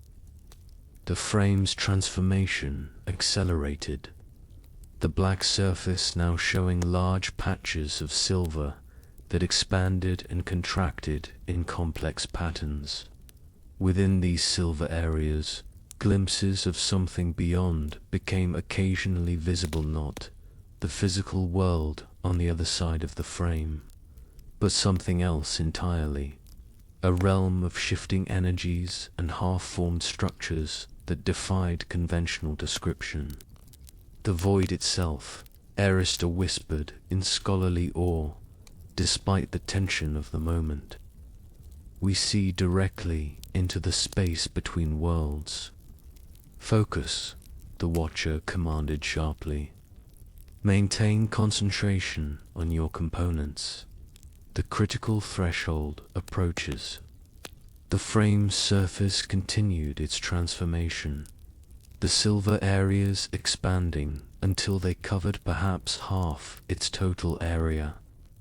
Within these silver portions, Movement became visible, not random energies now, but a definite presence, a consciousness that seemed to observe them from the other side of this dimensional window. Arathon Torian recognized, though no distinct features were visible in this swirling silver medium. He reaches toward us from within the binding, and not alone, the Watcher added grimly. Morathil also stirs, sensing the change in his prison. He will resist the transformation, seeking to exploit any weakness or misalignment to escape containment entirely. This warning added urgency to their already intense concentration. If Morathil could potentially escape during this process, the consequences would be dire, not merely his return to the physical world, but his return at the very moment when barriers between worlds were deliberately thinned for the transformation ritual. The frame's surface continued changing, silver now dominating black, the glimpses of the void beyond becoming clearer, more sustained, and within this swirling medium, two distinct presences became increasingly evident, on reaching toward the physical world with what felt like hope or anticipation, the other pulling back, resisting, its essence radiating malice and calculation. Now, the Watcher commanded as the frame's surface completed its transformation, becoming entirely silver for the first time since the original binding. Direct the component's power toward the frame.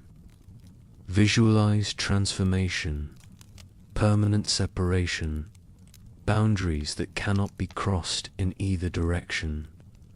Torian focused as instructed, directing the crystalline residue's power toward the frame. The blue light it emitted intensified, forming a beam that connected directly to the silver surface. Similar beams formed from the other components, deep red from the compressed earth, shifting gold-white from the blue flame. Where these beams touched the frame's surface, new patterns for Mednat, the symbols of communication seen earlier, but more fundamental structures that suggested architecture on a metaphysical level, frameworks, boundaries, separations that existed not in physical space but in the underlying fabric of reality itself. The void creatures beyond Rivendell's boundary contributed their own influence to this construction, their power manifesting as darker currents within the silver surface, weaving between and through the patterns created by the components' beams. These currents did not oppose or corrupt the developing structure, but complemented it, adding dimensions and connections that would have been impossible to create from the physical world alone. At the frame's center, the two presences that represented Arathon and Morathil continued their struggle, seeking to facilitate the transformation, the other to disrupt it. Morathil's resistance manifested as distortions in the developing patterns, areas where the clean lines of separation blurred or twisted in ways that threatened the entire structure's integrity. He fights the binding, the Watcher warned. Morathil senses the permanence of what we create and resists with all his considerable power. The transformation falters. Indeed, the beams connecting the components to the frame had begun to waver, their light dimming slightly as Morathil's resistance intensified. The patterns they created showed signs of degradation, clean separations becoming blurred, boundaries weakening rather than strengthening. In this moment of crisis, Torian made a decision born of desperation and friendship. He stepped forward, crossing the invisible line that had separated participants from the frame itself, and placed his hands directly on the silver surface. Arathan, he called, no longer concerned with ritual formality or prescribed methods. I stand with you as I have always stood. Take what strength I offer freely. Use it to complete what must be done. The contact created immediate connection, merely physical touch against metal, but a linking of essence across the boundary the frame represented.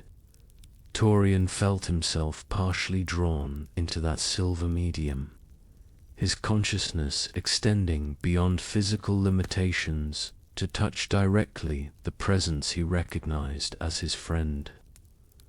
Arathan's response came not as words, but as direct understanding, knowledge transferred without the limitations of language. Gratitude, determination, and a request note for Torian to sacrifice himself as Arathan had done, but to serve as temporary anchor, a fixed point in the physical world against which Arathan could leverage his remaining strength to complete the transformation.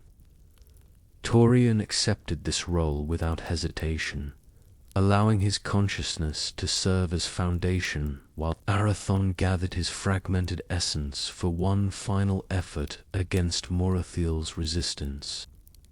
Through their connection, he felt the moment when Arathan surged forward, pushing against the distortions Morathiel had created in the developing patterns of separation.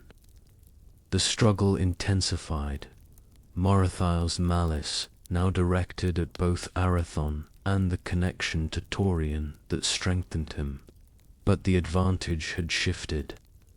With Torian serving as anchor in the physical world, Arathan could focus his remaining strength entirely on countering Morathiel's resistance, rather than maintaining his own coherence against the void's dispersing influence. Gradually, the patterns of separation began to reform, clean lines replacing blurred boundaries, distinct structures emerging from chaotic distortion. The beams connecting the components to the frame stabilized, their light intensifying once more as the transformation regained momentum. Through his connection to Arathan, Torian sensed the moment when the balance tipped decisively. Morathiel's resistance, though still fierce, could no longer prevent the transformation's completion. The patterns of separation reached critical density, their structure now self-sustaining rather than dependent on continuous application of power from either side of the boundary. "It stabilizes," the Watcher announced, his voice seeming to reach Torian from a great distance. "The transformation approaches completion. You must withdraw now, before the final sealing makes separation absolute." Torian felt Arathan's essence press against his own, not words, but meaning conveyed directly between minds connected beyond physical limitations. Farewell, gratitude, and something more complex, a transfer of knowledge, memories, perspectives gained from Arathan's unique position between worlds. "Goodbye, my friend," Torian whispered, both aloud and through their fading connection. "Your sacrifice will not be forgotten, nor your courage in making it." With tremendous effort of will, he withdrew his hands from the frame's surface, breaking the direct connection to Arathan's essence. The separation felt like physical pain, a tearing away of something that had briefly become part of himself. But he understood the necessity as he maintained contact until the transformation completed. He might find himself partially bound as well, neither fully in the physical world nor able to return completely to normal existence. As he stepped back, the frame's transformation entered its final phase. The silver surface began to change again, not returning to black as it had been during the imperfect binding, but shifting to a crystalline transparency that seemed to contain depths beyond its physical dimensions.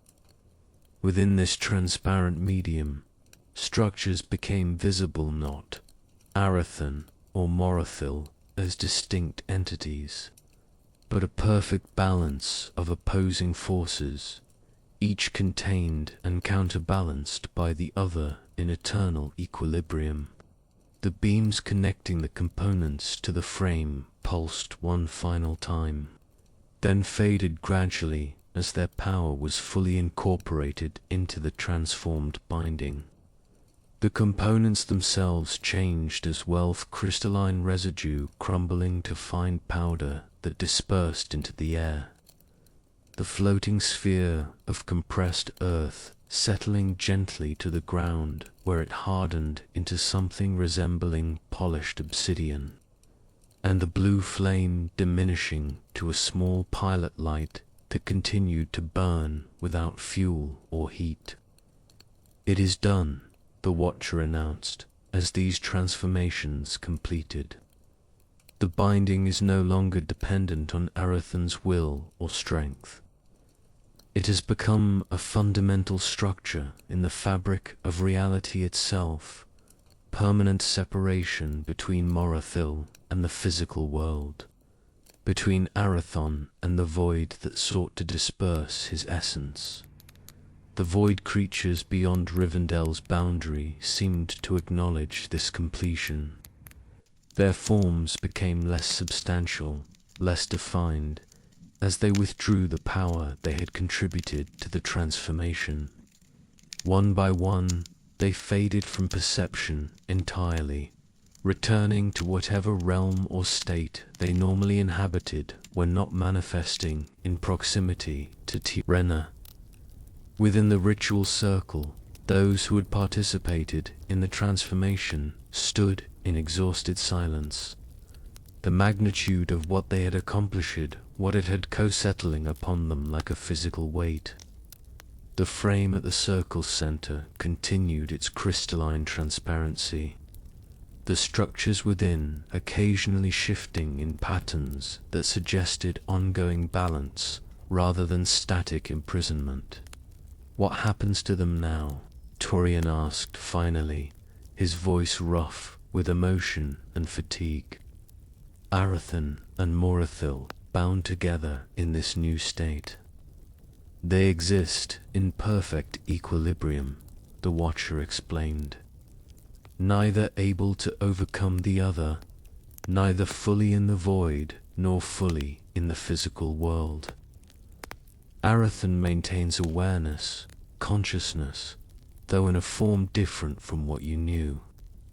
Morathil remains contained, his power balanced and neutralized by the very structure of the binding itself. Can Arathan communicate with us?" Torian pressed, unwilling to accept that all connection with his friend had been permanently severed. "Is there any way to reach him in this new state?" The Watcher considered this question carefully before responding. "Not directly," he said finally. "The separation is absolute in that Sensino, physical or conventional magical means, can bridge it. But in dreams, perhaps, or in moments of deep meditation, impressions might be shared. Understanding conveyed without words or direct contact. This offered small comfort, but comfort nonetheless.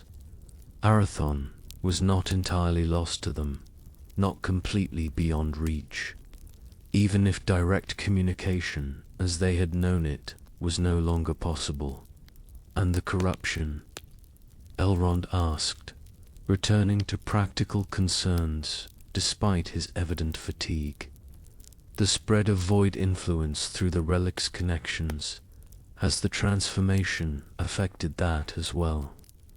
Significantly, the Watcher confirmed, the new binding addresses one of the root causes of that corruption's imperfect separation between worlds that the original binding created.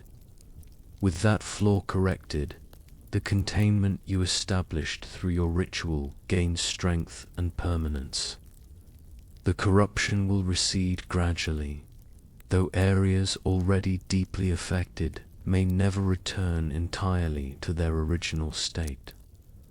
This assessment brought relief tempered with realism. They had not achieved perfect victory. Some damage could not be undone. They had prevented catastrophe, contained a threat that might otherwise have consumed all of Tyrannor eventually. The dagger remains at Dol Guldur, Torian noted, one final concern that could not be ignored. In possession of whatever void entity established itself there, does it still pose threat despite the containment and the new binding? Reduced but not eliminated, the Watcher acknowledged. The entity you speak, afoot, you might call a lord among its kind sort, to use the dagger as focus for extending void influence into your world. That specific purpose has been thwarted by your actions, but the dagger remains a relic of power, and in hands that understand its nature, it could still serve other purposes not directly related to the binding or the void. Then it should be recovered, Glorfindel stated firmly, not left in enemy hands regardless of how its primary threat has been neutralized. A task for another day, Elrond suggested gently, noting the exhaustion evident in all who had participated directly in the transformation ritual. We have achieved our primary goal, containing the corruption, transforming the binding into something stable and permanent. Let us take time to recover our strength before considering new challenges. This wisdom was accepted by all present. They had indeed accomplished what they set out to do, at great cost, but with results that justified the sacrifice made. Arathon remained separated from them, but in a state of stability rather than gradual dissolution. Morathil remained contained, his malice and power balanced by the very structure of the new binding, and the corruption that had threatened to spread across all of Tyrannor had been checked, its influence already beginning to recede from areas less deeply affected. As they departed the ritual circle, Torian paused for one final look at the transformed Framino, a window into something beyond normal perception. A perfect balance of opposing forces maintained not by continuous effort but by fundamental structure. Within its crystalline transparency, he thought he'd glimpsed a momentary pattern that suggested recognition, acknowledgement, perhaps even peace. "Farewell, my friend," he whispered once more, "until dreams bring us together again." The frame's internal patterns shifted slightly, forming what might have been response or merely random movement. But Torian chose to believe the former, carrying that small comfort with him as he turned away to face whatever challenges the future might hold. The quest was complete, the binding transformed, the corruption contained, and somewhere between worlds, Arathon continued, different but not ended, separated but not forgotten, sacrificed but not lost. In that continuation, however altered from what had been before, lay victory of a sort. Not perfect, not without cost, but real nonetheless. It would have to be enough.